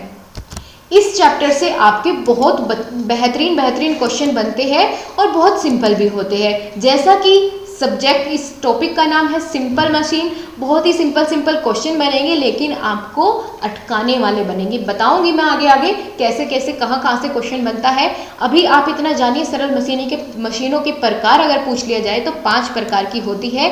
पहला है उत्तोलक, जिसको हम इंग्लिश में लीवर कहते हैं, पेच, झुका तल, घिरनी, पहिया और धुरी, ये 5 प्रकार होते हैं सरल मशीन के। एक बार और देखिए, फिर इनके बारे में थोड़ा डिटेल में जानेंगे। उत्तोलक, पेंच, झुकातल, घिरनी, पहिया और धुरी, ये 5 प्रकार की सरल मशीन होती है। ठीक है, सबसे पहले अगर जो इसका पहला प्रकार है उत्तोलक यानी लीवर, इसके बारे में जानेंगे क्या होता है उत्तोलक। ठीक है, यहाँ आप देखेंगे कि उत्तोलक एक सीधी या टेढ़ी छड़ होती है जो एक निश्चित बिंदु के चारों ओर सरलता से घूम सकती है, उसे ही हम क्या कहेंगे, उत्तोलक कहेंगे। ठीक है, उत्तोलक क्या होती है, एक टेढ़ी या सीधी छड़ होती है जिसकी सहायता से वो पूरे चारों तरफ उसके स्वतंत्रता पूर्वक घूम सके, उसे ही हम क्या कहेंगे, उत्तोलक कहेंगे। अब दोस्तों, उत्तोलक भी 3 प्रकार का होता है। कौन कौन से, उनके नाम सुन लीजिए आप, अभी आपको दिखेगा नहीं कहाँ लिखा है, मैं आपको बता देती हूँ। उत्तोलक के 3 प्रकार होते हैं। प्रथम प्रकार का उत्तोलक, द्वितीय प्रकार का उत्तोलक और तृतीय प्रकार का उत्तोलक। क्या इनमें डिफरेंस होगा, और यहीं से इस चैप्टर के सबसे ज़्यादा और सबसे घुमावदार क्वेश्चन जो बनते हैं वो इस टॉपिक से बनेंगे, जहां मैं आपको अब समझा रही हूँ। ठीक है, यहीं से सारे क्वेश्चन ज़्यादातर आपको देखने को मिलेंगे, तो पूरा फोकस अपना क्लास में रखिएगा। अब दोस्तों मैं आपको एक चीज़ बताना चाहूँगी कि जैसे कोई भी यदि उत्तोलक होता है, ठीक है, उत्तोलक के आपने प्रकार देख लिए, लेकिन उत्तोलक के कुछ पार्ट्स होते हैं जो मतलब उसके हिस्से होते हैं। प्रकार से अलग बात कर रही हूँ मैं। उत्तोलक के 3 ही हिस्से होते हैं। एक उत्तोलक में आलम्ब भी होता है, आयास होता है और भार होता है। अभी बात करेंगे क्या होता है। आलम्ब दोस्तों इंग्लिश में इसको हम फलक्रम के नाम से जानते हैं। आयास को एफर्ट्स, यानी जो हमारा प्रयास उसमें लगेगा उसे एफर्ट्स बोलते हैं, और भार को कहते हैं वेट। ठीक है, अब जब इन तीनों की स्थिति बदले कि फलक्रम की जगह पर एफर्ट आ जाए और वेट की जगह पर फलक्रम आ जाए, इस तरीके से यदि इन तीनों की स्थिति में कुछ भी बदलाव होता है तो उत्तोलक के प्रकार का निर्माण हो जाता है। जैसा कि प्रथम प्रकार के उत्तोलक हो गए तो उसमें ये चीज़ बीच में आएगी, ये पहले आएगी, ये बाद में आएगी, इस तरीके से होता है। द्वितीय प्रकार के उत्तोलक कैसे बनेंगे कि ये बीच में चली जाएगी, ये पहले आ जाएगी, इस तरीके से इनको आगे पीछे कर रहे हैं, तो उत्तोलक के 3 प्रकार बन जाते हैं। चलिए जाने कैसे समझेंगे इसको। सबसे पहले हम बात करेंगे प्रथम प्रकार के उत्तोलक के बारे में। क्या होता है, वे उत्तोलक जिनमें आयास यानी बल, ठीक है, बल और भार के मध्य में आलम्ब होता है। एक तरफ तो आयास होता है और दूसरी तरफ भार होता है, और बीच में क्या होता है, आलम्ब होता है। ये पहचान है प्रथम प्रकार के उत्तोलक की। अभी मैं आपको इमेज के थ्रू इसको क्लियर करूंगी। अभी आप इतना समझिए, आयास का मतलब जहां ये मैंने हाथ से डिनोट किया है तो आप समझ लीजिए यहाँ आपके हाथ का काम होने वाला है। ठीक है, और बीच में क्या है, आलम्ब है जिसको फलक्रम बोलते हैं, और तीसरी तरफ भार क्या है, यानी जहाँ से वो काम कर रही है मशीन, वो बोलते हैं उसको भार। ठीक है, अब जैसे इसके उदाहरण आप पहले एक बार समझ लीजिए, जैसे कैंची हो गया, हैंडपंप हो गया, हथौड़ी हो गया, सीसा, झूला, प्लास आदि। एक बात दोस्तों मैं यहाँ पर आपको क्लियर करना चाहूँगी कि जितने एग्जाम्पल मैं कर सकती थी आपके लिए, वो सभी एग्जाम्पल मैंने यहाँ पर नोट कर दिए हैं, क्योंकि इसके एग्जाम्पल से यानी उदाहरण से ही क्वेश्चन पूछे जाते हैं। कैसे, वो ऐसे कि सीसा झूला किस प्रकार का उत्तोलक है, प्रथम, द्वितीय, तृतीय या इनमें से कोई नहीं। तो इस तरीके से क्वेश्चन पूछा जाता है। आपको हर एक चीज़ बहुत ही क्लियर वे में समझाई जाएगी। अभी आप इन 4-5 उदाहरण को एक बार अपने माइंड में सेट करिए। कैंची, हैंडपंप, हथौड़ा, सीसा, झूला, प्लास आदि ये प्रथम प्रकार के उत्तोलक होते हैं। अब यहाँ पर इस इमेज में आप देखेंगे, चलिए दोस्तों इस इमेज में देखते हैं कि प्रथम प्रकार के उत्तोलक कौन कौन से होते हैं। अभी जैसे मैंने आपको एग्जाम्पल बताया, ठीक है, कि प्रथम प्रकार के उत्तोलक में क्या होता है, बीच में क्या होता है, फलक्रम होता है, ठीक है, और एक तरफ क्या होता है, एफर्ट्स होते हैं, और दूसरी तरफ भार होता है। ठीक है, फलक्रम, आयास और भार, ये 3 चीज़ें मैंने आपको बताई। तो यहाँ पर अब हम जानेंगे कि किस तरीके से हम पहचान करें कि कौन से प्रथम प्रकार के उत्तोलक है, कौन से द्वितीय प्रकार के और कौन से तृतीय प्रकार के। अब दोस्तों यहाँ पर आप देखिए कि सबसे पहले जहाँ से हम उसको पकड़ते हैं, ठीक है, किसी भी वस्तु को कार्य करने के लिए हम पकड़ते हैं, जैसे सीजर में आप देखेंगे कि जैसे हम यहाँ से उसको पकड़ेंगे तो ये क्या होगा, ये होगा उसका आयास। ठीक है, जहाँ से हम उस वस्तु को पकड़ेंगे ये उसका आयास है। तो आपको पता चल गया कि आयास कहाँ है, आयास इस कोने पर है। फिर दोस्तों जहाँ से वो एक पेंच के द्वारा जुड़ी होती है और जिसकी सहायता से वो चारों तरफ घूम सकती है, मूव कर सकती है, उसको हम कहेंगे आलम्ब यानी फलक्रम। ठीक है, तो यानी बीच में क्या हुआ, यहाँ पर आलम्ब हुआ, और तीसरी तरफ क्या बचता है जहाँ से हम उसको उससे कार्य करते हैं, वो होता है भार। ठीक है, वो क्या होता है, उस वस्तु का भार होता है। तो जब बीच में यहाँ पर आपको आलम्ब मिल जाए, ठीक है, तो वो किस प्रकार के उत्तोलक हो गए, वो प्रथम प्रकार के उत्तोलक हो गए। इसी प्रकार से आप देखिए आलम्ब यानी जहाँ से वो मूव कर सकती है, घूम सकती है चारों तरफ, वो बीच में है, बीच में है आलम्ब, तो इसका मतलब आप समझ जाइए कि प्रथम प्रकार का उत्तोलक है। ठीक है, अब ये सीसा झूला ये होता है जो आप यहाँ पर देख रहे हैं। ठीक है, इसमें भी बीच में यहाँ पर ये मूव कर सकती है चारों तरफ, बीच में आलम्ब है, तो ये प्रथम प्रकार का उत्तोलक है। तो ये जितने भी एग्जाम्पल आप इसमें देख रहे हैं इन सभी में यही चीज़ आपको कॉमन मिलेगी। ठीक है, यही चीज आपको देखनी है और पहचान करनी है कि कौन से प्रकार का उत्तोलक है। अब चलिए हम नेक्स्ट टाइप देखेंगे। जो मैंने आपको इमेज के थ्रू बताया वही सब चीज़ें यहाँ पर मैंने लिखी हुई है कि एक तरफ आयास होता है जहाँ से हम पकड़ते हैं, बीच में आलंब होता है जिसकी मदद से वो घूम सकती है चारों तरफ, और दूसरी तरफ भार होता है। ठीक है, तो जब इन तीनों की स्थिति ऐसी हो, आपको बस इनकी स्थिति याद रखनी है और आपको पता चल जाएगा कौन से प्रकार का उत्तोलक है। तो यहाँ तो बीच में क्या था, आलंब था। अब चलिए अगला प्रकार देखेंगे और कंपैरिजन करेंगे दोनों के बीच में। द्वितीय प्रकार के उत्तोलक में क्या होता है, इसमें मध्य में भार होता है। जहाँ पहले आलंब था, इस बार वहाँ मध्य में क्या हुआ, भार हुआ। तो मध्य में भार आते ही ये बन जाता है द्वितीय प्रकार का उत्तोलक। अब कौन कौन से ऐसे उदाहरण हैं जिसमें बीच में भार होता है, जैसे ट्रॉली। ठीक है, ट्रॉली। दूसरा क्या है, नाव की पतवार, बीच में भार होता है। तीसरा क्या होता है, नींबू निचोड़ने की जो मशीन होती है वो, और कूड़ा ढोने वाली जो मशीन होती है वह भी, बोतल का ढक्कन खोलने वाला जो यंत्र होता है वह भी द्वितीय प्रकार का उत्तोलक होता है। और इनमें जो सबसे ज़्यादा पूछा जाता है पेपर में वो है ये वाली चीज़, नींबू निचोड़ने वाली मशीन। इसका नाम बदल के पेपर में दिया जाता है सरोता। ठीक है, तो इस वजह से आपको ये ध्यान रखनी है। मैंने आपको बदला हुआ नाम भी इसका बता दिया है, आप पहचान कर पाएंगे तो बहुत अच्छी बात है। चलिए इमेज के थ्रू मैं आपको अब इसको दिखाती हूँ। तो यहाँ देखिए फ्रेंड्स, इस इमेज में मैंने आपको क्या क्या इसके एग्जाम्पल बताए कि कूड़ा ढोने वाली जो मशीन होती है वो इसमें होती है। इसमें आप देख रहे हैं कि बीच में भार है ना, बीच में जो भी काम हो रहा है वो बीच में है। ठीक है, सारा का सारा भार बीच में है। अब नींबू निचोड़ने वाली जो मशीन होती है उसमें नींबू कहाँ रखा जाता है, बिल्कुल उसके बीचों बीच रखा जाता है। और दूसरी तरफ क्या होता है, एक तरफ से तो हम उसको पकड़ते हैं और दूसरी तरफ क्या होता है, वो पेंच होता है जिसको हम आलंब बोलते हैं। ठीक है, एक तरफ आलंब, एक तरफ आयास, और बीच में क्या हो जाता है, भार हो जाता है। तो ये सभी मशीन जितनी मैंने आपको बताई, जो बोतल का ढक्कन खोलने वाली मशीन होती है वह भी, ये सभी क्या होती है, ये सब होते हैं द्वितीय प्रकार के उत्तोलक। समझ में आ गई बात। अब हम दोस्तों इसी तरीके से तृतीय प्रकार के उत्तोलक के बारे में जानेंगे। ठीक है, तृतीय प्रकार के उत्तोलक में क्या होगा, इस बार क्या था, बीच में भार आया था, और पहले में क्या था, पहले प्रकार के उत्तोलक में बीच में आलंब था। इस बार बची क्या चीज, आयास। तो इस बार हम आयास को बीच में रखेंगे, यानी पकड़ने का काम इस बार बीच से होगा। जहां हमारा हाथ होगा जिससे हम उसको पकड़ेंगे और काम करेंगे उस मशीन को, वो बीच में होगा। आयास इस बार बीच में लगने वाला है। तो समझ जाइए कौन कौन से ऐसे उदाहरण आपके होने वाले हैं, जैसे फावड़ा। ठीक है, फावड़े का प्रयोग करते हैं तो हम उसको बीच से पकड़ते हैं। चिमटा, ठीक है, चिमटे का प्रयोग बीच से पकड़ करके करते हैं। चाकू हो गया, झाड़ू, सीढ़ी, ये सभी उदाहरण होते हैं तृतीय प्रकार के उत्तोलक के। आई होप आपको ये बहुत अच्छे से अब समझ में आ गया होगा। ठीक है, अब दोस्तों अगर इसका दूसरा टाइप डिस्कस करें सरल मशीन का, तो वह है घिरनी। कुएं से पानी निकालना, क्रेन से बोझ उठाना, ये सभी किसकी हेल्प से किए जा सकते हैं, घिरनी की हेल्प से किए जा सकते हैं। क्योंकि घिरनी रस्सी को या फिर वस्तु को उस पर स्वतंत्र रूप से घूमने पर सहायता करती है और काम को बहुत ही सुविधापूर्वक और सरल बना देती है। यहाँ देखिए आप इस इमेज में दोस्तों, इसमें आपको पहचानना है कि घिरनी क्या है।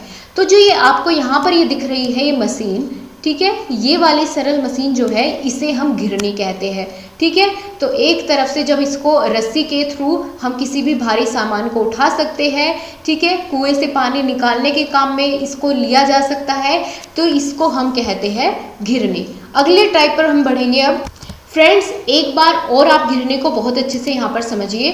ठीक है, कुएं से पानी निकालने के लिए जो गोल खांचेदार पहिया आपको मैंने अभी दिखाया, उस पर होकर रस्सी खींचते हुए जब जो पहिया उसमें वो लगा हुआ होता है, उसे ही हम घिरनी कहते हैं। उपयोग कहाँ कहाँ होता है मैंने आपको बताया।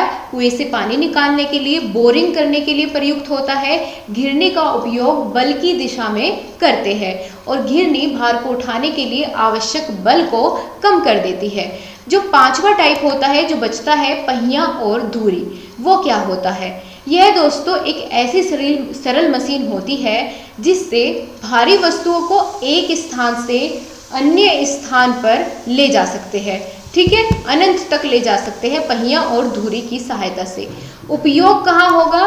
पहिया और धुरी का प्रयोग पहियों को आपस में जोड़ने के लिए किया जाता है। फॉर एग्जाम्पल रेलवे स्टेशन पर जो कुलियों के द्वारा वो ट्रॉली प्रयोग की जाती है उसमें पहिया और धुरी दोनों लगे हुए होते हैं। ठीक है, तो आप इस इमेज में देखेंगे पहिया क्या है, जो ये गोल वाली फॉर्मेशन वाला है ये पहिया है, और जो ये वाली चीज है इसको हम धुरी बोलते हैं। तो ये वहां पर प्रयोग की जाती है, जो कुली के द्वारा यूज की जाती है ट्रॉली, उसमें ये लगी होती है।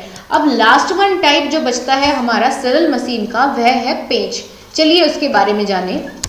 ये होता है दोस्तों पेंच। इसको तो सभी ने देखा होगा, किसी भी कार्य को सरल और सुविधाजनक बनाने में कार्य करता है।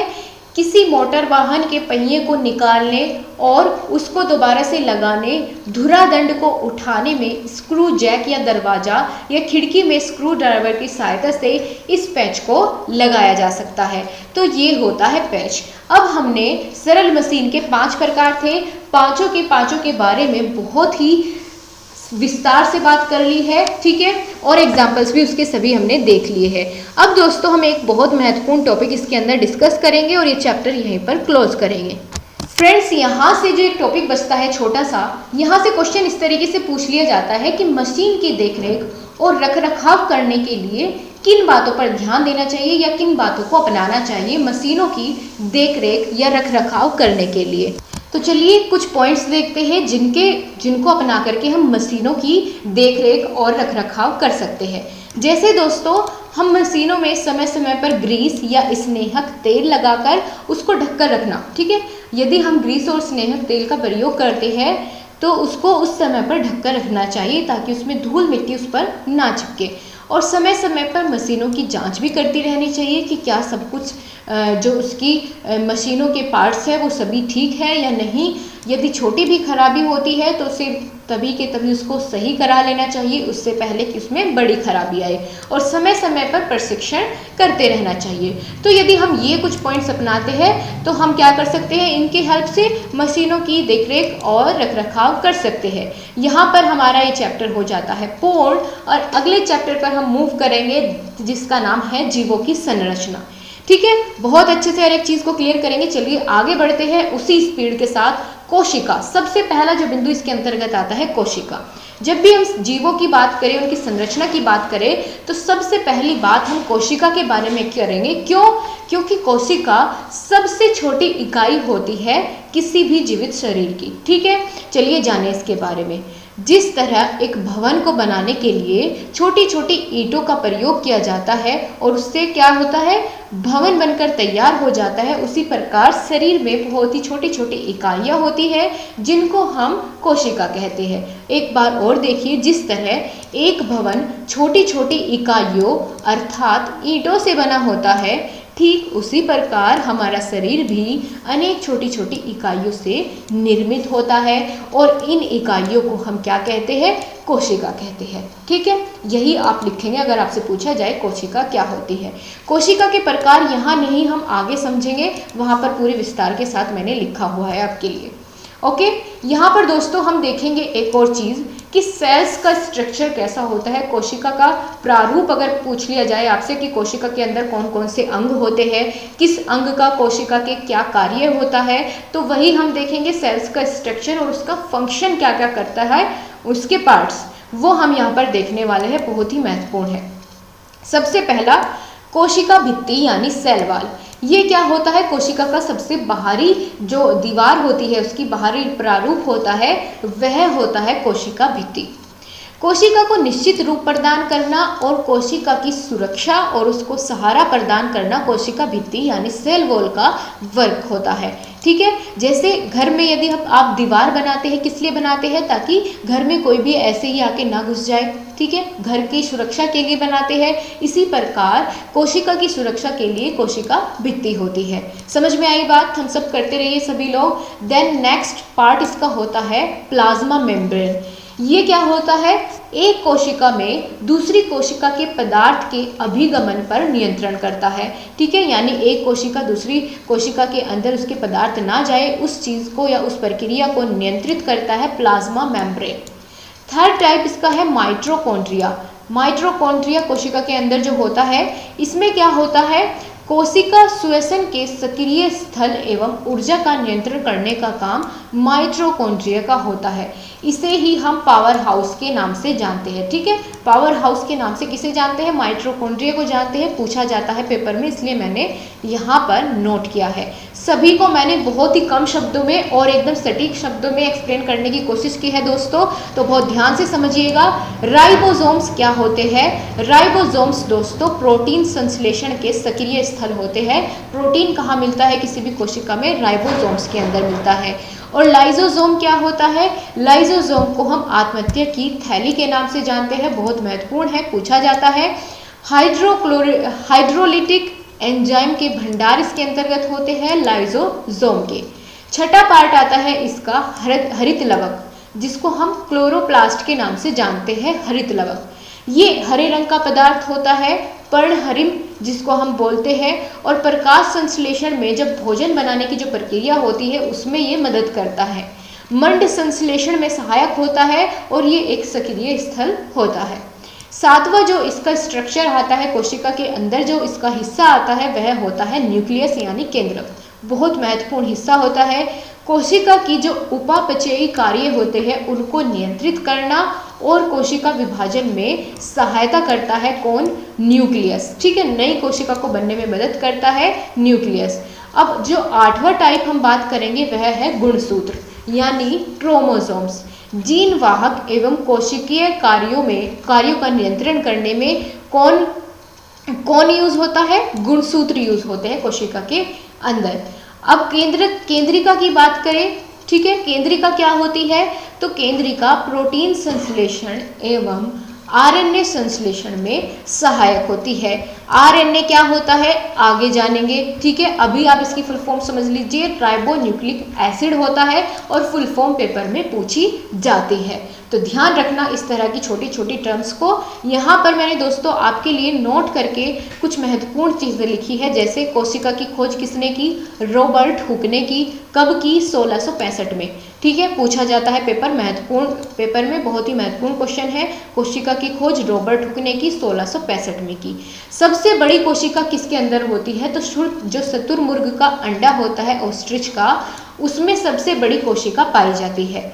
लवक के कितने प्रकार होते हैं? जो हमने अभी जाना था लवक के बारे में, तो लवक के 3 प्रकार होते हैं। पहला हरित लवक, अवर्णी लवक और वर्णी लवक। इसके तीनों के नाम आपको ध्यान रखने हैं। ठीक है, तो अब दोस्तों हम आ जाते हैं कोशिका के प्रकार डिस्कस करने में कि कोशिका कितने प्रकार की होती है। गाइस, अगर आप नए हैं चैनल पर तो चैनल को सब्सक्राइब कर बेल आइकन को ज़रूर प्रेस कर ले। आपके आगे आने वाले समय में आपको यहाँ से बहुत हेल्प मिलने वाली है। सो गाइस, अगर चैनल को सब्सक्राइब नहीं किया है तो सब्सक्राइब कर बेल आइकन को प्रेस करें ताकि हर एक क्लास की नोटिफिकेशन आपको समय समय पर मिलती रहे। कोशिका के प्रकार दोस्तों दो आधार पर हम विभाजित करेंगे। पहला है संगठन के आधार पर और दूसरा होता है संरचना के आधार पर। तो कोशिका के प्रकार 2 तरीके से डिवाइड किए जा सकते हैं, संगठन के आधार पर और संरचना के आधार पर। पहले हम जानेंगे संगठन के आधार पर, फिर उसके बाद संरचना के आधार पर डिस्कस करेंगे। संगठन के आधार पर हमने कोशिका को 2 भागों में बांटा। पहला एक कोशिकीय जीव और दूसरे बहुकोशिकीय जीव। इससे क्या मतलब हुआ कि एक कोशिकीय जीव, बहुकोशिकीय जीव? इसका मतलब ये है, एक कोशिकीय का मतलब होता है वे जीव एक कोशिकीय जीवों का शरीर केवल एक कोशिका का बना होता है। जिन जीवों का शरीर केवल एक कोशिका का बना होता है उन्हें एक कोशिकीय जीव कहते हैं। एक कोशिकीय मतलब एक कोशिका वाला, ठीक है। उसका उदाहरण है अमीबा और जीवाणु। ये जीव कैसे है? एक कोशिकीय जीव है। पूछा जा सकता है आपसे मल्टीपल चॉइस क्वेश्चन में कि अमीबा एक कोशिकीय जीव है या बहुकोशिकीय जीव है, तो वहां पर आपको बताना होगा कि अमीबा और जीवाणु एक कोशिकीय जीव होते हैं। दूसरा क्या है इसका टाइप? बहुकोशिकीय जीव, यानी वो जीव जिनके शरीर में लाखों कोशिकाएं होती है, जिनका शरीर लाखों कोशिकाओं का बना होता है, उन्हें बहुकोशिकीय जीव कहते हैं। जैसे मनुष्य में बहुत सारी लाखों कोशिकाएं होती है, तो मनुष्य कैसा जीव है? बहुकोशिकीय जीव है। अब इधर आ जाइए, संरचना के आधार पर कोशिका को कैसे विभाजित करेंगे? तो 2 आधार पर, एक तो प्रोकैरियोटिक और दूसरा होता है यूकैरियोटिक। ठीक है। प्रोकैरियोटिक कोशिका क्या होती है और यूकैरियोटिक कोशिका क्या होती है, इसके बाद बात करेंगे। प्रोकैरियोटिक कोशिकाओं वे कोशिका होती है जिनमें स्पष्ट केंद्रक का अभाव होता है। केंद्रक क्या था, न्यूक्लियस, ठीक है। स्पष्ट केंद्रक का अभाव हो उन्हें कहेंगे प्रोकैरियोटिक। और यूकैरियोटिक वे कोशिकाएं जो पूर्ण रूप से विकसित होती है, यानी जिनमें केंद्रक भी होता है, पूर्ण रूप से विकसित हो, उन्हें हम कहेंगे यूकैरियोटिक कोशिका। ठीक है, क्लियर हो रहा है ना सभी लोगों को, बताते रहिए सभी लोग। अब कोशिका का काम खत्म हो गया है। अब हम बात करेंगे दोस्तों ऊतक के बारे में। ऊतक को हम अंग्रेजी में कहते हैं टिश्यू। क्या होता है टिश्यू? तो जब दोस्तों एक सी रचना वाली या एक सी संरचना वाली या एक सा कार्य करने वाली बहुत सारी कोशिकाओं का समूह एक जगह जब मिल जाए, उसको हम क्या कहेंगे, ऊतक कहेंगे। ठीक है, यानी एक सी रचना और एक सा कार्य करने वाली कोशिकाओं के समूह को ऊतक कहते हैं। ऊतक 4 प्रकार के होते हैं। कौन कौन से? पेशीय ऊतक यानी मस्कुलर टिश्यू, तंत्रिका ऊतक यानी नर्वस टिश्यू, संयोजी ऊतक यानी कनेक्टिव टिश्यू, और एपिस्तर ऊतक यानी एपिथेलियन टिश्यू। ठीक है, इसके बारे में, टिश्यू के बारे में मैंने आपकी पूरी एक अच्छी खासी क्लास ले रखी है, आप वहाँ पर ज़रूर देख सकते हैं।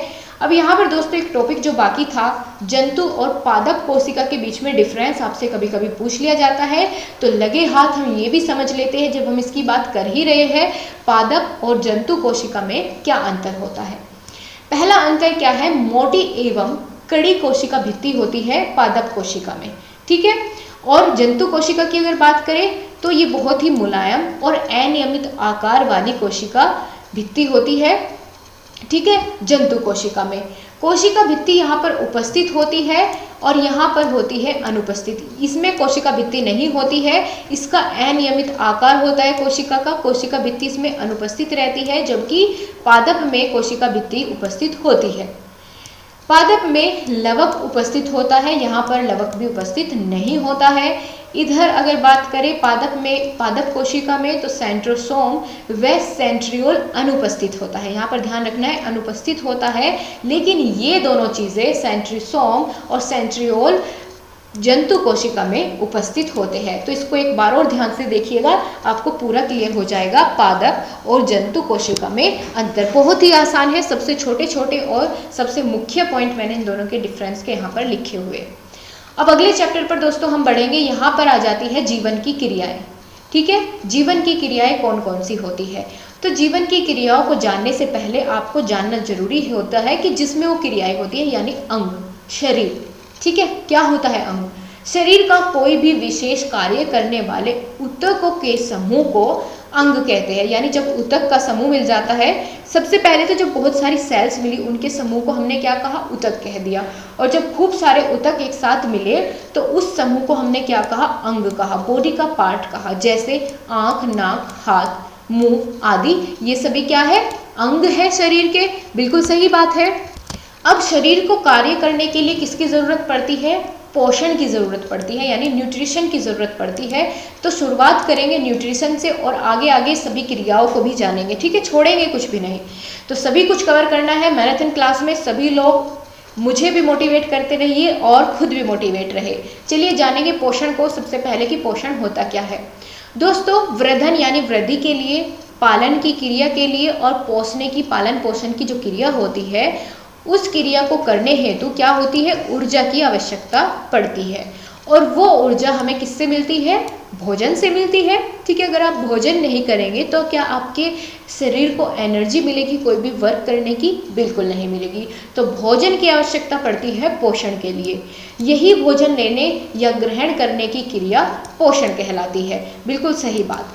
अब दोस्तों हम यहाँ पर जानेंगे प्रमुख पोषक तत्व कौन कौन से होते हैं। पूछा जाता है पेपर में सीधा सीधा, प्रमुख पोषक तत्वों के नाम बताइए। तो जैसे कार्बोहाइड्रेट, प्रोटीन, खनिज लवण, ठीक है, और विटामिन, ये सभी क्या है, पोषक तत्व होते हैं। और जैसे मैंने बात की आपसे प्रोटीन की, तो यहाँ पर साथ साथ हम ये भी देखेंगे कि प्रोटीन की कमी से होने वाले प्रमुख रोग कौन कौन से हैं। तो प्रोटीन की कमी से 2 रोग के नाम हम जानेंगे जो सबसे ज़्यादा महत्वपूर्ण है। पहला है क्वाशियोरकर, ठीक है, क्वाशियोरकर, और दूसरा है मेरेस्मस। ये नाम आपको याद रखना है, आपसे MCQ में बहुत पूछे जाते हैं कि इनमें से प्रोटीन की कमी से होने वाला रोग कौन सा है। तो आपको दोनों नाम ध्यान रखने हैं, बहुत अच्छा आपका पेपर जाने वाला है। इस हिसाब से अगर आप तैयारी करते हैं, जितना मैटर मैं आपको प्रोवाइड करूंगी और उसको समझाऊंगी, क्योंकि अगर दोस्तों मैं आपको खाली PDF भी दे दूं तो आपको ये चीज़ें समझ में नहीं आने वाली, क्योंकि मैंने उन चीज़ों को इतना शॉर्ट करके लिखा है, जब तक आप मेरे थ्रू उसको नहीं समझेंगे तो आपको वो चीज़ें क्लियर नहीं होगी। तो इसीलिए क्लास को लेना ज़्यादा ज़रूरी है PDF से। PDF आपको मिलेगी, उसकी टेंशन आपको नहीं लेनी है, ठीक है।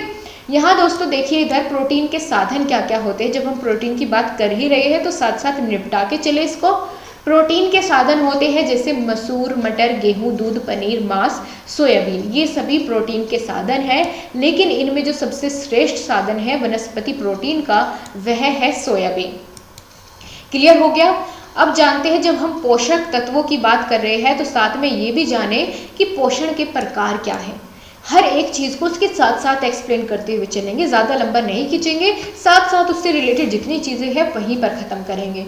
पोषण के प्रकार यदि बात करें तो दो प्रकार होते हैं, स्वपोषी और प्रपोषी, ठीक है। स्वपोषी यानी ऑटोट्रोपिक, इसका मतलब क्या होता है? स्वपोषी का मतलब, ऑटोट्रोपिक का मतलब होता है वे जीव जो अपना भोजन स्वयं बनाते हैं। जैसे सभी हरे पेड़ पौधे क्या करते हैं? अपना भोजन स्वयं ही तो बनाते हैं, अपने आप ही धूप से क्या ली, लाइट एनर्जी ली और मिट्टी से लवण पदार्थ लिए, फिर उनमें उनका जाकर के क्या बनाया?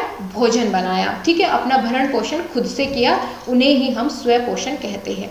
और हरे पौधे कैसे अपना भोजन बनाते हैं, ये तो आप सभी लोग जानते होंगे। कैसे बनाते हैं? प्रकाश संश्लेषण की प्रक्रिया से। तो यहाँ हमने पेड़ पौधों की बात की, तो साथ के साथ हम ये भी जानेंगे प्रकाश संश्लेषण होता क्या है। क्या होती है प्रकाश संश्लेषण की प्रक्रिया? दोस्तों, जब सजीव कोशिकाओं के द्वारा प्रकाशीय ऊर्जा को रासायनिक ऊर्जा में परिवर्तित करने की जो क्रिया होती है, उससे ही हम प्रकाश संश्लेषण यानी फोटोसिंथेसिस कहते हैं, ठीक है। समझ में आ गई बात? एक बार और जानेंगे इसको और अच्छे से, पूरे डिटेल में प्रकाश संश्लेषण होता क्या है। प्रकाश संश्लेषण वह क्रिया है जिसमें पौधे अपने हरे रंग वाले अंगों के द्वारा, जैसे पत्तियों के द्वारा, सूर्य के प्रकाश की उपस्थिति में, ठीक है, यानी सूर्य का प्रकाश होना चाहिए। भोजन दिन में बनाते हैं अपना पौधे, क्यों? क्योंकि सूर्य के प्रकाश में बनाते हैं। और वायु से लेता है CO2, प्रकाश से लिया, प्रकाश की उपस्थिति में, ठीक है, क्या लिया? वायु से ली CO2 यानी कार्बन डाइऑक्साइड, और भूमि से क्या लिया? जल यानी H2O लेकर जटिल कार्बनिक खाद्य पदार्थ जैसे कार्बोहाइड्रेट का निर्माण करते हैं और ऑक्सीजन गैस बाहर निकालते हैं। तो इस पूरी प्रक्रिया को, जिसमें क्या हुआ, हरी पत्तियों के द्वारा सूर्य के प्रकाश में कार्बन डाइऑक्साइड ग्रहण की गई, जल ग्रहण किया गया और ऑक्सीजन बाहर निकाली गई, ठीक है, कार्बोहाइड्रेट का निर्माण हुआ। तो इस पूरे प्रोसेस को प्रकाश संश्लेषण के नाम से हम जानते हैं। प्रकाश संश्लेषण में लाइट एनर्जी को केमिकल एनर्जी में कन्वर्ट किया जाता है। कैसे? चलिए देखिए। 6CO2 प्लस, CO2 मतलब कार्बन डाइऑक्साइड, ठीक है, 6 कण किसके? CO2 के, कार्बन डाइऑक्साइड के, और 6 किसके? H2O यानी वाटर के।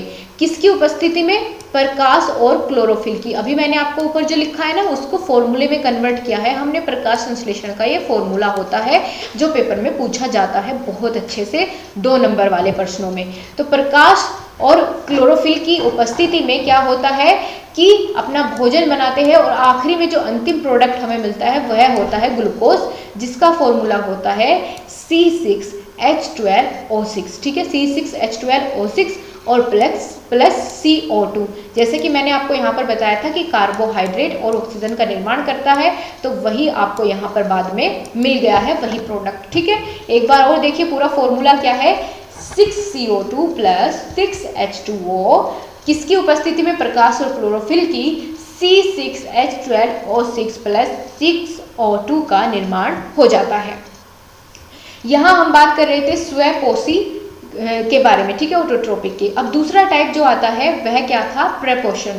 प्रपोषण यानी हाइड्रोट्रोपिक्स, ठीक है। इसमें क्या होता है, यह अपना भोजन अपने आप नहीं बनाते, दूसरों पर निर्भर रहते हैं भोजन के लिए, जैसे सभी जीव जंतु जिनमें मानव भी आते हैं और कुछ पौधे भी आते हैं और बाकी बचे सारे जीव जंतु आ जाते हैं। ये अपना भोजन स्वयं नहीं बनाते, पेड़ पौधों पर या अन्य वस्तुओं पर डिपेंड रहते हैं। पोषण के विभिन्न चरण होते हैं। पोषण को ग्रहण करने के कई सारे स्टेप्स होते हैं जो फॉलो करने होते हैं।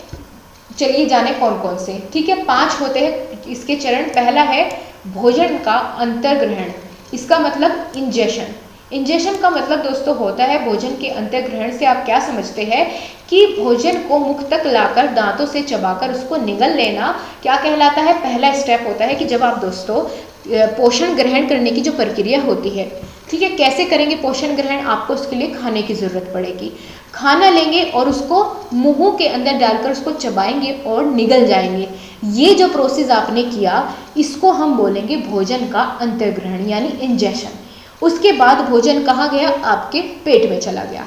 पेट में जाने के बाद उसका क्या होगा, पाचन होगा यानी डाइजेशन होगा। तो वही दूसरा प्रोसेस है, प्रैक्टिकली समझते जाइए, सब चीज़ें आपको खुद ब खुद याद हो जाएगी, आपको रटने की ज़रूरत कुछ भी नहीं है कहीं पर भी। तो दूसरा स्टेप क्या आ गया, डाइजेशन का। इसमें क्या होता है, जो ठोस पदार्थ होते हैं, वसा, प्रोटीन, कार्बोहाइड्रेट जैसे सभी पदार्थ होते हैं, उनका जलीय अपघटन होता है और छोटी आंत में इस सारे भोजन का जो है वो पाचन होता है। कहाँ होता है पाचन, छोटी आंत में होता है। ये आपको ध्यान रखने वाली बात है, जो महत्वपूर्ण है सिर्फ वही बातें यहाँ पर लिखी हुई है। तीसरा स्टेप क्या होता है, आपने पाचन कर लिया। अब पाचन करने के बाद क्या होगा, अवशोषण होगा यानी एब्जॉर्प्शन होगा।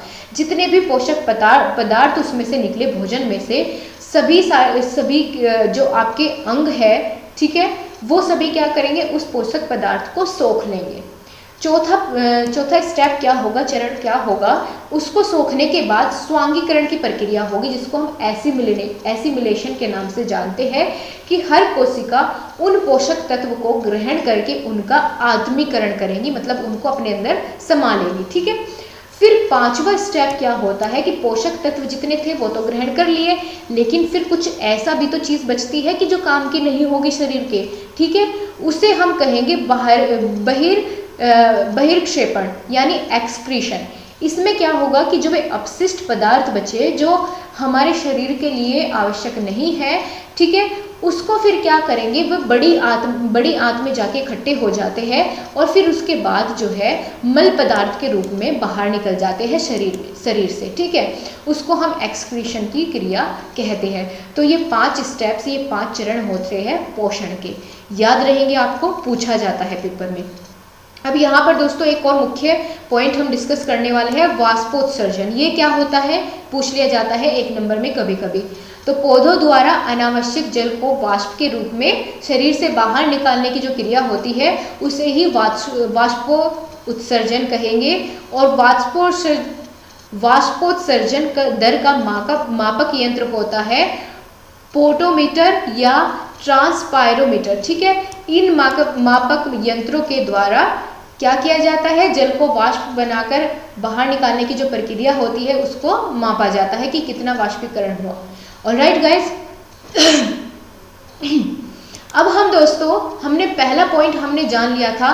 पहला पॉइंट क्या था, यहाँ पर जब हमने बात करी पहला पॉइंट यहाँ पर हमने डिस्कस कर लिया था। अब दूसरा यहाँ पर हम देखने वाले हैं श्वसन का। पोषण देख लिया, उसके बाद श्वसन यानी रेस्पिरेशन, बहुत महत्वपूर्ण है, क्वेश्चन आता है पेपर में।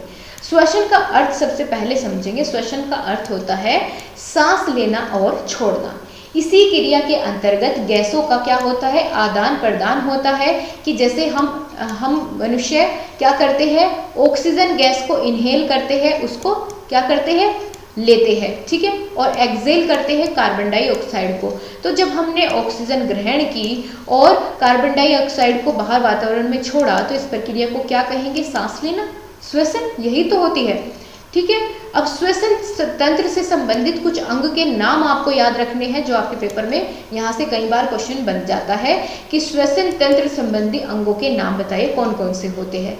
तो सबसे पहले आता है नाक। नाक के बाद स्वर तंत्र, स्वर यंत्र।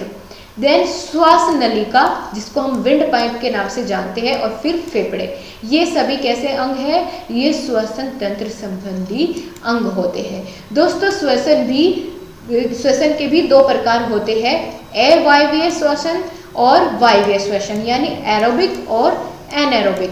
ठीक है, एनारोबिक यानी अवायवीय, इसका मतलब क्या होता है? जो ऑक्सीजन की अनुपस्थिति में सांस लेने की प्रक्रिया हो उसको कहेंगे एनारोबिक। लेकिन जो ऑक्सीजन की उपस्थिति में प्रक्रिया होती है सांस लेने की, उसको क्या कहेंगे? वायवीय यानी एरोबिक। तो आपको साथ साथ श्वसन के प्रकार भी पता चल गए। तीसरा पॉइंट क्या आता है श्वसन के बाद? उत्सर्जन का। उत्सर्जन से आप क्या समझेंगे? उत्सर्जन द्वारा शरीर में बने जो अपशिष्ट पदार्थ होते हैं जैसे कार्बन डाइऑक्साइड, अमोनिया, यूरिया, इन सभी को जीवधारियों के द्वारा बाहर निकाला जाता है शरीर से। क्यों? क्योंकि ये सभी जो पदार्थ है, अपशिष्ट पदार्थ होते हैं, ये सभी बहुत हानिकारक होते हैं शरीर के लिए। तो इनको बाहर निकालने की जो प्रक्रिया होती है उसको उत्सर्जन कहा जाता है। चौथा पॉइंट आता है परिसंचरण। परिसंचरण के द्वारा पोषक तत्व तथा O2 यानी ऑक्सीजन शरीर के विभिन्न भागों तथा रक्त के साथ पहुंचते हैं, उसको परिसंचरण तंत्र कह देते हैं। अब पांचवा पॉइंट क्या होगा? वृद्धि तथा प्रजनन। ये आपके दोस्तों जीवों की जो क्रियाएं होती है वो यहाँ पर आप जान रहे हैं एक एक करके। तो वृद्धि और प्रजनन में क्या होगा? जीवधारी सभी जीवधारी अलग अलग प्रकार के से प्रजनन करते हैं। ठीक है, भिन्न भिन्न प्रकार होते हैं जीवधारियों के प्रजनन करने के, जैसे लैंगिक प्रजनन, अलैंगिक प्रजनन और कायिक प्रजनन। कायिक प्रजनन के द्वारा पौधे प्रजनन करते हैं। ठीक है, अब हम दोस्तों यहाँ पर मैंने आपके लिए नोट बनाकर कुछ चीज़ें लिखी है जो यहाँ से क्वेश्चन पेपर में चीज़ें आ जाती है। जैसे रफलेशिया पुष्प, ये दोस्तों सबसे बड़ा पुष्प होता है, सबसे बड़ा फूल होता है। कौन सा? रफलेशिया। अगर आपसे पूछ लिया जाए कि सबसे बड़ा फूल कौन सा होता है, आप बताएंगे रफलेशिया। और सबसे छोटा कौन सा होता है? तो वुल्फिया। ठीक है, वुल्फिया सबसे छोटा फ्लावर होता है, फूल होता है। दोस्तों बीज पूछा जाए कि सबसे बड़ा बीज कौन सा होता है, तो लोडेशिया सबसे बड़ा बीज होता है। और सबसे छोटा कौन सा होता है? ऑर्किड का। ठीक है, ऑर्किड का बीज सबसे छोटा होता है। ये महत्वपूर्ण बातें थी, आपने जान ली है। अब दोस्तों आपसे गुणसूत्र पूछ लिए जाते हैं, क्रोमोसोम्स की संख्या पूछ ली जाती है। मेंढक में, चूहे में, मनुष्य में, चिंपैंजी में, किसी में भी पूछी जा सकती है। ये पेपर में इस तरह के क्वेश्चंस मिलते हैं, इसीलिए यहाँ पर मैंने इंक्लूड किए हैं। मैराथन क्लास का मतलब ये नहीं है कि मैं सब कुछ आपको मोटा मोटा ही करवा दूँ। दोस्तों जो चीज़ें महत्वपूर्ण लगी पेपर के हिसाब से वो मैंने सब इंक्लूड कर दी है, ताकि कोई भी चीज़ें बाहर ना जाए। ठीक है, और आप बहुत अच्छे नंबर ला सकते हैं। दोनों मैराथन क्लास लीजिए साइंस की, आपका बहुत अच्छा स्कोर होगा। ठीक है, सभी चीज़ें मैंने आपकी कवर करा दी है बहुत ही कम समय में। चलिए जाने, मेंढक में 26 गुणसूत्र होते हैं, चूहे में होते हैं 42, और मनुष्य में तो आप सभी जानते हैं कितने होते हैं? 46 गुणसूत्र होते हैं। चिंपैंजी में 48 होते हैं, गोरिल्ला में भी 48 होते हैं, गाय में 60 गुणसूत्रों की संख्या होती है, और घोड़े में कितने होते हैं? 64 होते हैं। ये तो हमने जंतुओं में गुणसूत्रों की बात करी, लेकिन पौधों में भी तो होते हैं। तो मटर के पौधों में 14 होते हैं, मक्का के पौधों में 20 पाए जाते हैं, और टमाटर में 24, आलू में 42, चावल में कितने होते हैं? 24 होते हैं, कपास में 52, गेहूं में 42 और प्याज में 16। आपको इन पर एक बार एग्जाम में बैठने से पहले, विज्ञान का जब आपका एग्जाम होगा तो एक बार इन पर नज़र मार लेना। ठीक है, एक संख्या आपको एक नंबर पूरे 2 नंबर दिला सकती है, तो बहुत ध्यान से आपको एक बार इन पर नज़र घुमा लेनी है। ज़्यादा आपको रटने की ज़रूरत नहीं है, बस एक बार इनको देख लेना है। मक्का, मटर बहुत पूछा जाता है, और गेहूं, ये बिल्कुल आपको याद रखना है। ठीक है, और इधर मनुष्य, मेंढक और चिंपैंजी, इनका आपको बहुत अच्छे से ध्यान रखना है। ठीक है, मैंने आपको बता दिया है।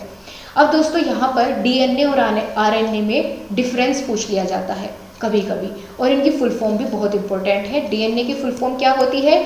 Deoxyribonucleic acid. स्पेलिंग देखकर एक बार नोट कर लेना, ताकि आपको ये बहुत अच्छे से याद हो जाए। आरएनए की फुल फॉर्म होती है राइबोन्यूक्लिक एसिड। चलिए दोनों के बीच में डिफरेंस जाने। यह गुणसूत्र जो माइटोकॉन्ड्रिया होता है तथा क्लोरोप्लास्ट में पाया जाता है। ठीक है, यह गुणसूत्र जो डीऑक्सीराइबोन्यूक्लिक एसिड है, यह माइटोकॉन्ड्रिया और क्लोरोप्लास्ट में पाया जाता है। लेकिन जो राइबोन्यूक्लिक एसिड है यह केंद्रिका और कोशिका द्रव्य में पाया जाता है। बात करें डीएनए की तो इसमें डीऑक्सीराइबोज शर्करा पाई जाती है, इसमें राइबोज शर्करा पाई जाती है, जैसे कि इसके नाम से ही क्लियर है, इसमें डीऑक्सीराइबोज शर्करा मिलेगी, ठीक है, और इधर कौन सी मिलेगी, राइबोज शर्करा मिलेगी। इसमें यूरेसिल्स का अभाव होता है और इसमें थाइमिन का अभाव होता है। और चौथा पॉइंट क्या है, इसमें द्विगुण की क्षमता होती है, इसमें द्विगुण की क्षमता नहीं होती है। तो दोनों के बीच में आपने डिफरेंस बहुत अच्छे से जान लिया है। ऑलराइट गाइस, चलिए अब आगे बढ़ेंगे। हर कोई लाइक करता रहे क्लास को। अगर आपको दोस्तों क्लास पसंद आ रही है लाइक ज़रूर किया कीजिए, मुझे कहने की ज़रूरत आपको ना पड़े, ठीक है। क्लास पसंद आती है तो आपका तो एक सेकंड भी नहीं जाता, मेरा पूरा दिन लगता है आपकी क्लास को तैयार करने में। तो थोड़ा सा वैल्यू करना आप सभी लोग सीखें। मानव शरीर के अंग एवं कार्य, चलिए जाने मानव शरीर के कौन कौन से अंग हैं और उनके कार्य क्या है। ये चैप्टर आपका शुरू हो गया है, अब हम बिल्कुल अंतिम चरण पर है सिलेबस को कंप्लीट करने के। तो बहुत ही एनर्जेटिक होकर आप सभी लोग बैठ जाइए। मानव कंकाल के बारे में सबसे पहले जानेंगे। दोस्तों, मनुष्य के कंकाल को दो भागों में विभाजित किया गया है। पहला है अक्षीय और दूसरा होता है उपांगीय कंकाल, ठीक है। पहला है अक्षीय कंकाल और दूसरा है उपांगीय कंकाल। इससे क्या समझेंगे आप, चलिए एक एक कर जाने इसको भी। अक्षीय कंकाल क्या होता है, जो शरीर का मुख्य अक्ष बनाने वाला कंकाल होता है उसे अक्षीय कंकाल कहते हैं। इसके अंतर्गत क्या क्या चीज़ें आती हैं, जैसे खोपड़ी, केशोरुक, ठीक है, और छाती की जो अस्थियां होती है वो सभी आती है अक्षीय कंकाल में। अब बात कर ली है हमने दोस्तों खोपड़ी की, तो खोपड़ी की अस्थियां पूछी जाती है पेपर में कितनी होती है। दोस्तों, खोपड़ी में 29 अस्थियां होती है, जिनको कुछ इस तरीके से डिवाइड किया गया है, जिनमें से 8 तो दिमाग को सुरक्षित रखने का काम करती है। आप ये तो जानते ही होंगे कि अस्थियों का काम क्या होता है, क्या काम होता है कि बॉडी पार्ट्स को उनको सेफ रखना, सुरक्षित रखना। तो जो 8 है ये दिमाग को सुरक्षित रखने का काम करती है। उनमें से 29 में से 14 चेहरे को सुरक्षित रखने का कार्य करती है और 6 जो होती है वो कान में होती है, ठीक है, कान को सुरक्षित रखने का कार्य करती है। अब दूसरे प्रकार का कंकाल हमने आपको क्या बताया, उपांगीय। इसमें क्या होता है, इसमें भिन्न भाग होते हैं जो कि 2 भागों में बांटे जा सकते हैं उपांगीय कंकाल को, जैसे मेखलाएं और पाद अस्थियां यानी पैरों की अस्थियां। हाथों और पैरों में अगर पूछ लिया जाए कुल कितनी अस्थियां होती है तो 118 अस्थियां पाई जाती है। यहाँ से संबंधित जो सबसे महत्वपूर्ण प्रश्न बन जाता है कि शरीर की सबसे छोटी हड्डी कौन सी है या कान की सबसे छोटी हड्डी कौन सी होती है, तो दोनों एक ही है। स्टेपीज नामक जो हड्डी है वो शरीर की सबसे छोटी हड्डी है। और शरीर की सबसे बड़ी हड्डी कौन सी होती है, फीमर हड्डी होती है। पूछा जाता है फीमर हड्डी कहाँ स्थित होती है, जांघ में स्थित होती है। क्लियर, ऑलराइट गाइस, बहुत अच्छे से समझ में आ रहा है सभी लोगों को, बताते रहिए। अब दोस्तों हम बात करेंगे पेशियाँ। क्या होती है पेशियाँ, मांसपेशियाँ कंकाल तंत्र को स्वरूप व आकार प्रदान करती है एवं शरीर को सुंदर और सुडौल बनाती है। और मनुष्य में लगभग 600 पेशियाँ पाई जाती है, ठीक है। पेशियों के भी कई सारे प्रकार हैं, कौन कौन से, चलिए इनको भी जाने। पहला है ऐच्छिक पेशियाँ। ऐच्छिक पेशियाँ कौन सी होती है, जो प्राणी की इच्छा अनुसार नियंत्रित होती है, ठीक है। जैसे हाथ पैर हो गए, चलना फिरना दौड़ना अपनी मर्जी से कर सकते हैं हम, तो ये सभी पेशियाँ कैसी होती है, ऐच्छिक पेशियाँ होती है। दूसरा नंबर जो आता है वह होती है अनैच्छिक पेशियाँ। 3 प्रकार की पेशियाँ होती है, ऐच्छिक, अनैच्छिक और हृदय पेशियाँ।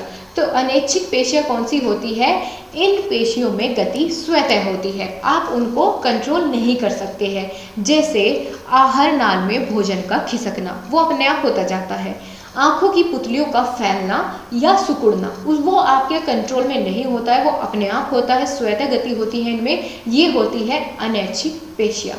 तीसरे नंबर की होती है हृदय पेशियाँ, यानी ये हृदय में ही पाई जाती है।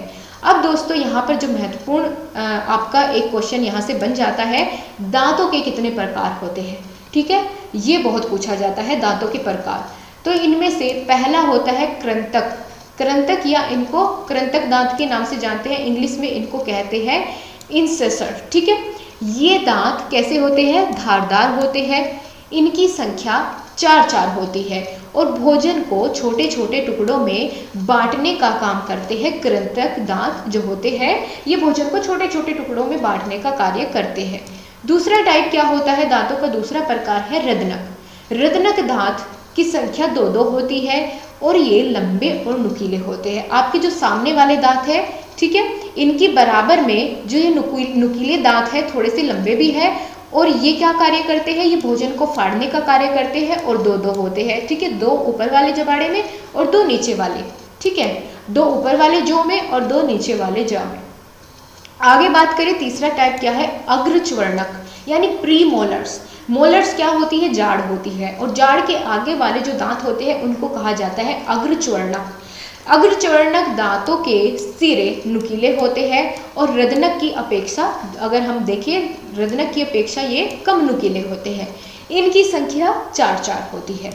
दाढ़ की अगर बात करें, चौथा और आखिरी पॉइंट इसका आ जाता है यानी मोलर्स, जिनको हम च्वर्णक के नाम से जानते हैं, जिनको हम दाढ़ या जाड़ भी कहते हैं। तो च्वर्णक दांत मुख के पीछे की ओर होते हैं। मुख्य कार्य भोजन को चबाना इनका होता है और इनकी संख्या कितनी होती है, 6-6 होती है, ठीक है, 6-6 इनकी संख्या होती है।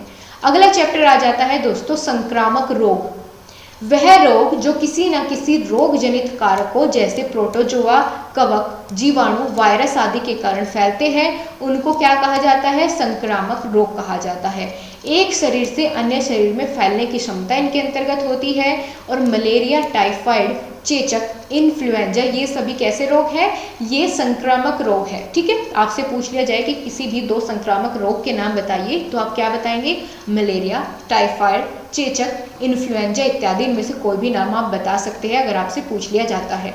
क्या होते हैं संक्रामक रोग, वे रोग जो किसी न किसी रोग जनित कारकों जैसे प्रोटोजोआ, कवक, जीवाणुओं के द्वारा फैलते हैं और एक शरीर से दूसरे शरीर में फैलने की क्षमता रखते हैं, चाहे डायरेक्टली या फिर इनडायरेक्टली।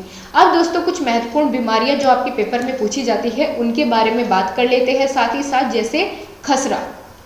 खसरा वायु द्वारा प्रसारित एक भयंकर रोग है। यह रोग विषाणुओं के द्वारा फैलता है। आपको ये पता होना चाहिए कि किसके द्वारा फैलता है, उसके लक्षण क्या है और उपचार क्या है। ये 3 चीज़ें आपको हर एक रोग के बारे में पता होनी चाहिए जो पेपर की दृष्टि से महत्वपूर्ण है। तो इन्हीं को बहुत ही शॉर्ट में समझते हुए चलेंगे। पहले हमने बात की खसरा, वायु द्वारा प्रसारित भयंकर रोग है, विषाणु के द्वारा फैलता है। लक्षण क्या क्या है, रोगी को सर्दी लगकर ज्वर आता है, आंखों से पानी निकलता है और आंखें लाल हो जाती है, बच्चा ज़्यादा खांसता छींकता रहता है और शरीर पर दाने निकल आते हैं। ये पहचान होती है, ये लक्षण होते हैं खसरा के। उपचार कैसे कर सकते हैं, रोगी को साफ कमरे में रखना चाहिए, उसके आसपास बहुत ज़्यादा सफाई रखनी चाहिए, तेज रोशनी से उसको बचाना चाहिए और चिकित्सक को दिखाना चाहिए। जो ये लास्ट पॉइंट है ना, चिकित्सक को दिखाना चाहिए, ये आप हर एक रोग में लिख सकते हैं उसके उपचार में, ठीक है, हर जगह काम करेगा। अब दूसरे नंबर पर हम बात करेंगे दूसरे रोग के बारे में, हैजा। हैजा जीवाणु द्वारा होता है, ठीक है। दूषित जल या दूषित भोजन को ग्रहण करने से प्रत्यक्ष और अप्रत्यक्ष दोनों रूप से फैलता है। लक्षण क्या होते हैं, रोगी को उल्टी, दस्त, प्यास ज़्यादा लगने लगती है, हाथों पैरों में ऐंठन होती है, तापमान लगातार गिरता रहता है और उपचार न मिलने पर हृदय की गति भी रुक जाती है। ये लक्षण होते हैं हैजा के, ठीक है। मृत्यु भी हो सकती है। तीसरा जो रोग के बारे में हम बात करेंगे वह है छोटी माता। ये कैसा रोग है, ये विषाणुओं के द्वारा फैलने वाला रोग है। लक्षण है सर दर्द, बेचैनी, आंखों का भारीपन बढ़ जाता है, खसरा के जैसे इसमें भी छोटे छोटे दाने निकल आते हैं और रोगी को तेज ज्वर होने लगता है। ज्वर मतलब बुखार। इलाज क्या है इसके, रोगी के कमरे में और उसके कपड़ों में, बर्तनों में साफ सफाई होनी चाहिए, ठीक है। कीटनाशक दवाई का छिड़काव होना चाहिए और रोगी को हल्के नमक वाला भोजन खिलाना चाहिए, घर से बाहर उसको नहीं निकलने देना चाहिए। ये सभी इसके इलाज है और चिकित्सक के पास ले जाना चाहिए। चौथा जो हम बात करेंगे, कुकर खांसी, पूछा जाता है पेपर में। यह बैसिलस पर्टुसिस या होमोफिल्स पर्टुसिस नामक जीवाणु से होता है। आपको इन जीवाणुओं के नाम याद रखने हैं। बैसिलस पर्टुसिस और होमोफिल्स पर्टुसिस नामक जीवाणुओं के कारण होता है। लक्षण क्या है? खांसी के साथ साथ 101 डिग्री से 102 डिग्री सेल्सियस तक उसका फीवर हो सकता है। उसको खांसते वक्त उल्टी होती है और आंखें लाल हो जाती है, ये इसके लक्षण हैं। उपचार क्या है? रोगी को अर्ध तरल पेय पदार्थ देने चाहिए। खांसी के लिए पेरिगोरिक दी जानी चाहिए और बच्चों को पर्टुसिस वैक्सीन का टीका 4 बार लगवाया जाना चाहिए। ये सभी इसके उपचार है। क्लियर हो गया आपको? अगली जो बीमारी के बारे में हम बात करेंगे, संक्रामक रोग जो है मलेरिया। मलेरिया एक विशेष प्रकार के प्रोटोजोआ से फैलने वाला रोग है जो कि पराश्रव्य जीव है। इसका प्रसार किसके द्वारा होता है? एनाफिलीज जाति के मादा मच्छर से होता है। ये आपके लिए बहुत महत्वपूर्ण है और याद रखना है। किसके द्वारा होता है? मादा जाति के एनाफिलीज मच्छर के द्वारा होता है। लक्षण क्या है? शरीर में दर्द होना, हाथ पांव टूटे टूटे से लगना। टूटना मतलब ये नहीं कि अलग हो जाना, यानी उनमें दर्द रहना। सर्दी और कंपन। बुखार कितना होता है? 105 डिग्री फ़ारेनहाइट से 106 डिग्री फ़ारेनहाइट तक। और भोजन के प्रति अरुचि हो जाती है, मतलब खाने का मन नहीं करता है कुछ भी। ये इसके लक्षण है। उपचार क्या क्या है? घर में डीडीटी का छिड़काव करवाया जाना चाहिए ताकि सभी मच्छर जो भी मच्छर होते हैं उनको मारा जा सके। और घर के आसपास कहीं भी पानी का जमाव नहीं होना चाहिए, पानी इकट्ठा नहीं होना चाहिए। सभी बर्तनों को समय समय पर कूलर आदि को साफ करना चाहिए। जालीदार दरवाजे और खिड़कियों का प्रयोग करना चाहिए। समय समय पर रक्त की जांच भी करवाते रहना चाहिए। ये चैप्टर हमने यहाँ पर फिनिश कर दिया है। अगले चैप्टर पर बढ़ेंगे। यहाँ आते हैं अम्ल, क्षार और लवण के बारे में। सबसे पहले अम्ल की परिभाषा आपके पेपर में आ जाती है, तो इसके बारे में जाने। ऐसे यौगिक जो स्वाद में खट्टे होते हैं, नीले लिटमस कागज को जल में घोल के कारण कैसे कर देते हैं? लाल कर देते हैं। ठीक है, नीले लिटमस पेपर को कैसे कर देते हैं? लाल कर देते हैं। और ये स्वाद में कैसे होते हैं? खट्टे होते हैं। ये दो इसकी आपको विशेषताएं याद रखनी है। और यहाँ पर आपको एक और चीज़ जानने को मिलेगी कि अम्ल वे यौगिक होते हैं जिनको जल में घोलने पर हाइड्रोजन आयन यानी H+ निकलते हैं। ठीक है, हाइड्रोजन आयन निकलते हैं। दोस्तों, कहीं आपको मेरी स्पीड ज़्यादा तेज़ तो नहीं लग रही है? आप लोग बताते रहिए। और अगर आपको लग भी रही है तो आप अपने हिसाब से दोस्तों स्लो भी कर सकते हैं। ठीक है, आपको यहाँ पर जो 3 ऑप्शन दिखेंगे जहाँ से आप क्वालिटी इंप्रूव करते हैं, वहीं पर एक और ऑप्शन होता है आवाज़ को तेज़ या कम करने का, तो वहाँ से भी आप उसको कर सकते हैं। उदाहरण जाने अम्ल के, तो होते हैं H2SO4। ठीक है, जिसमें 2H+ यानी हाइड्रोजन आयन होते हैं और SO4 अलग हो जाता है। HCl में भी H+ और Cl। ठीक है, और एसिड की बात करें, अम्ल की बात करें तो कौन कौन से होते हैं और उनमें कौन सा एसिड पाया जाता है? जैसे सिरका है, सिरके में कौन सा अम्ल पाया जाता है? एसिटिक एसिड पाया जाता है। अंगूर और इमली में टार्टरिक एसिड पाया जाता है। पूछ लिया जाता है कि इसमें कौन सा फल इस फल में कौन सा एसिड पाया जाएगा? खट्टे फल में कौन सा एसिड मिलता है? नींबू में कौन सा मिलेगा? तो ये आपको याद रखने हैं। नींबू में कौन सा होगा? साइट्रिक अम्ल। और दही में लैक्टिक अम्ल पाया जाता है। ठीक है, अब दोस्तों अगला जो टॉपिक शुरू होता है वह है क्षार। ऐसे यौगिक जो स्वाद में कैसे होते हैं? तीखे होते हैं। और इसकी क्या विशेषता है कि लाल लिटमस कागज को ये नीला कर देते हैं। जल में घुलने पर OH- आयन ये देते हैं, वो पॉजिटिव, ये नेगेटिव देता है क्षार। ठीक है, अब आगे बात करें लवण के बारे में, तो लवण क्या होता है? वे यौगिक जो अम्ल और क्षार के परस्पर उदासीनीकरण की क्रिया द्वारा प्राप्त किए जा सकते हैं, उन्हें हम लवण कहते हैं। जैसे NaOH प्लस HCl, क्षार और अम्ल मिलकर के क्या बना? लवण बन जाते हैं। ठीक है, क्षार और लवण मिलकर के क्या बन जाते हैं?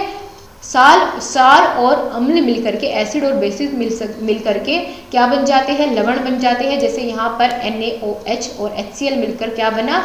NaCl और H2O यानी जल।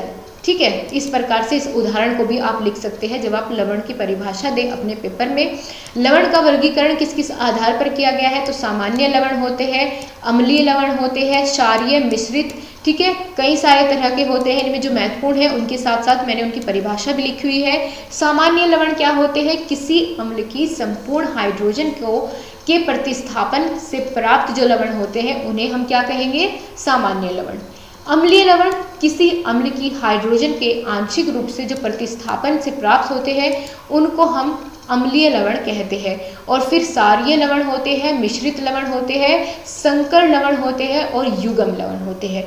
उदासीनीकरण की जो प्रक्रिया होती है उसे क्या होती है उसके बारे में चलिए जाने। तो दोस्तों, जब कोई अम्ल किसी क्षार से क्रिया करता है, ठीक है, जब कोई अम्ल और क्षार आपस में क्रिया करते हैं, लवण तथा जल में उससे उस क्रिया से बनता है, इसी क्रिया को हम क्या कहते हैं? उदासीनीकरण की क्रिया कहते हैं। जैसे इसका उदाहरण हमने ऊपर भी जाना था, तो HCl + NaOH, एक अम्ल मिलाया, एक क्षार मिलाया, हमने क्या बन गया? लवण बन गया, NaCl + H2O। वही वाला यहाँ पर फॉर्मूला मैंने लिखा हुआ है समझाने के लिए। अगले चैप्टर पर आएंगे, पर्यावरण प्रदूषण। बिल्कुल हम आखिर में हैं अपने सभी सिलेबस के। दोस्तों खुश हो जाइए, आपका लगभग सारा कंप्लीट सिलेबस हो चुका है कवर। अब हम बात कर रहे हैं प्रदूषण। प्रदूषण के सबसे पहले आप अर्थ समझिए, प्रदूषण होता क्या है? प्रदूषण लैटिन भाषा के पोल्यूशन शब्द का हिंदी रूपांतरण है, जिसका अर्थ होता है दूषित करना या भ्रष्ट करना। किस शब्द से लिया गया है? इसकी अगर बात करें तो आपको वो नहीं बताना, लैटिन शब्द से लिया गया है, मतलब लैटिन भाषा का शब्द है पोल्यूशन, जिसका हिंदी रूपांतरण होता है प्रदूषण। इसका मतलब होता है दूषित करना या भ्रष्ट करना, ठीक है। अब प्रदूषण के प्रकार महत्वपूर्ण है, वो आपसे पूछ लिए जाते हैं। दोस्तों प्रदूषण कई प्रकार के होते हैं, जैसे वायु प्रदूषण, जल प्रदूषण, मृदा प्रदूषण, सबके बारे में जानेंगे। ध्वनि प्रदूषण कैसे कैसे होता है, सबके बारे में। सबसे पहले बात करेंगे वायु प्रदूषण। कैसे होता है वायु प्रदूषण?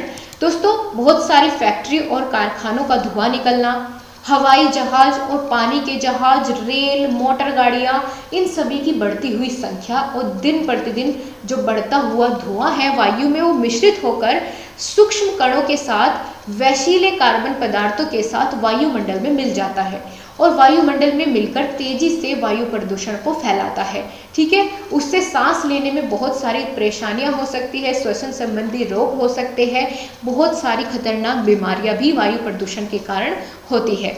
दूसरा टाइप क्या है प्रदूषण का? जल प्रदूषण होता है। कैसे होता है? कारखानों से निकलने वाला जो गंदा पदार्थ होता है, कूड़ा करकट होता है, उसको यदि समुद्र में मिला देते हैं, नदियों में मिला देते हैं, कूड़ा कचरा समुद्र नदी में डालते हैं, उससे क्या होता है? जल प्रदूषित होता है, ठीक है, वो जल प्रदूषण का कारण है।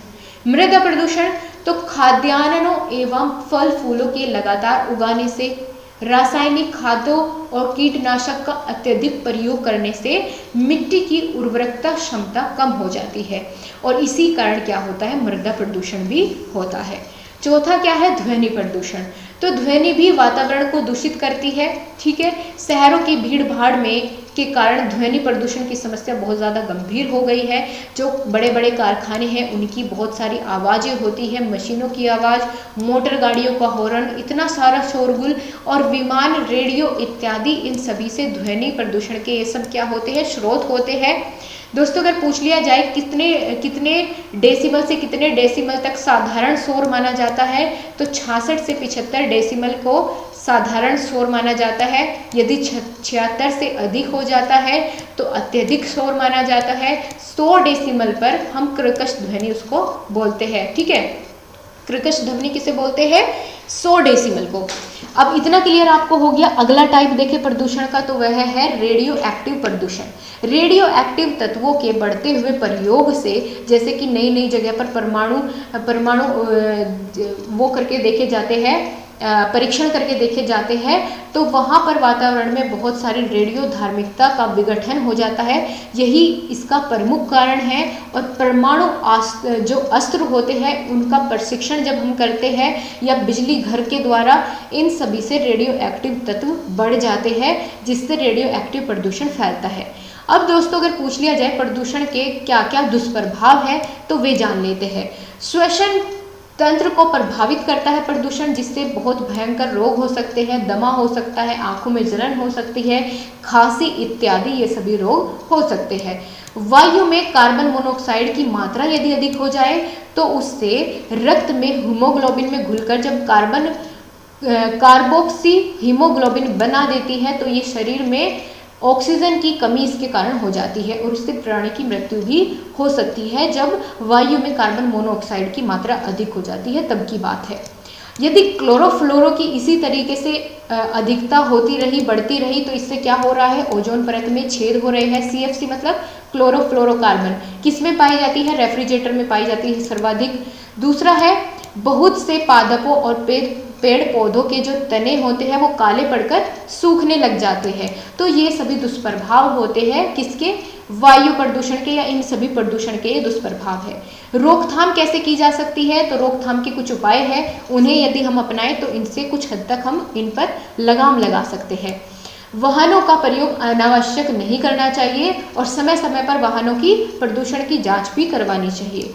धूम्रपान का प्रयोग ना करें क्योंकि उससे सिर्फ अपना ही स्वास्थ्य नहीं, सामने वाले को भी, जिसके भी अंदर वो धुआं जाता है उसके भी स्वास्थ्य को उसका असर पड़ता है, तो वो नहीं करना चाहिए। पॉलीथीन का प्रयोग न करके थैले का इस्तेमाल करना चाहिए। अधिक से अधिक पेड़ लगाए जाने चाहिए और खुले में कूड़ा ना डालें, कूड़ादान का प्रयोग करना चाहिए और पानी की जितनी ज़्यादा हो सके बचत करनी चाहिए। ये आप अपनी तरफ से भी लिख सकते हैं, जो भी आपको उस समय याद आए। लास्ट चैप्टर, पर्यावरण संकट या पर्यावरण आपदा। दोस्तों, आपदा या संकट से क्या मतलब होता है, चलिए समझे। संकट अथवा आपदा शब्द फ्रेंच शब्द है जिसका अर्थ होता है बुरा या दुष्ट। ठीक है। पर्यावरण संकट एक गंभीर घटना है जो प्राकृतिक प्रक्रियाएं अथवा मानवीय क्रिया द्वारा उत्पन्न होती है, जिसमें जान और माल की हानि भी हो सकती है। आपदा दोस्तों दो प्रकार की होती है, एक तो प्राकृतिक और दूसरी होती है मानव के द्वारा निर्मित। ठीक है, प्राकृतिक और मानव निर्मित। कौन कौन सी होती है आपदाएं, अगर आपसे पूछ ली जाए कि किसी भी प्राकृतिक आपदा के नाम बताइए तो आप नाम बताएंगे। तो यहाँ पर ये आपके सामने प्राकृतिक आपदाओं के नाम हैं, जैसे बाढ़ हो गया, सूखा। बाढ़ में क्या होता है, जब अत्यधिक पानी का बहाव होता है उसे बाढ़ कहते हैं। सूखा, पानी की कमी के कारण भूकंप, चक्रवात, भूस्खलन। ठीक है, ये सभी कैसी आपदाएं हैं, ये सभी आपदाएं हैं प्राकृतिक आपदाएं। ऑलराइट गाइस, आपका पूरा सिलेबस कवर हो चुका है। हर एक चीज़, हर एक टॉपिक हमने एक्सप्लेन कर दिया है। ऑल द बेस्ट गाइज, आपका सब कुछ कवर हो गया है साइंस में। आप खुश हो जाइए, आपका सिलेबस खत्म हुआ। ऑलराइट गाइज, अगर आपने अभी तक भी क्लास को लाइक नहीं किया है तो इतनी ज़्यादा मेरी परीक्षा मत लीजिए। क्लास को लाइक करें और अपने सभी ग्रुप्स में, अपने सभी रिश्तेदारी में, जैसे भी आप जानते हैं सभी के पास क्लास को लाइक, शेयर, सब्सक्राइब करवाइए। So thank you so much guys, आपसे फिर से मुलाकात होगी। अब एडिशनल कुछ आपके लिए मैं क्लासेस लेकर आती रहूँगी जब तक आपका पेपर होता है, आपको मोटिवेट करने के लिए। और हम आपके एग्ज़ाम के, जब आपके 7 तारीख में एग्ज़ाम खत्म होंगे उसके नेक्स्ट डे हम एक लाइव सेशन रखेंगे। मैं उसकी इन्फॉर्मेशन आपको टेलीग्राम ग्रुप में दूंगी। टेलीग्राम ग्रुप अगर आपने नहीं ज्वाइन किया है तो कर लेना। मैं इस वीडियो के उसमें डिस्क्रिप्शन में भी और कमेंट बॉक्स में भी टेलीग्राम का लिंक कॉपी कर देती हूँ, वहाँ से आप ज्वाइन हो सकते हैं। और वहाँ पर मैं आपको हर एक चीज़ की आगे आने वाली सभी इन्फॉर्मेशन प्रोवाइड करती रहूँगी। सो दोस्तों, टेलीग्राम ग्रुप को ज्वाइन करना ना भूलें और क्लास को लाइक, शेयर, सब्सक्राइब करना ना भूलें। एंड थैंक्स वन अगेन, बहुत अच्छे से आपने अपना सभी सिलेबस, सभी सब्जेक्ट्स का पूरा किया। मुझे बहुत तसल्ली मिली पूरा सिलेबस आपका करवा के।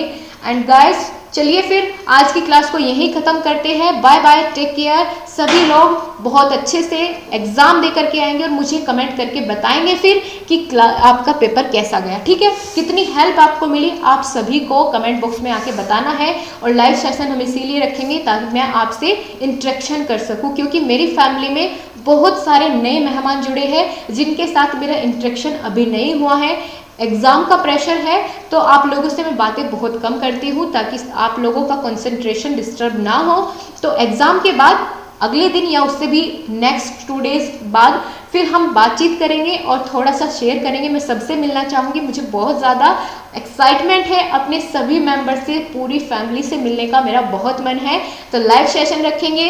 And guys thank you so much, bye bye, take care, खुश रहिए, मुस्कुराते रहिए और बहुत अच्छे से प्रिपरेशन करते रहिए। PDF आपको टेलीग्राम ग्रुप में मिलेगी। Bye bye, take care everyone, thank you so much.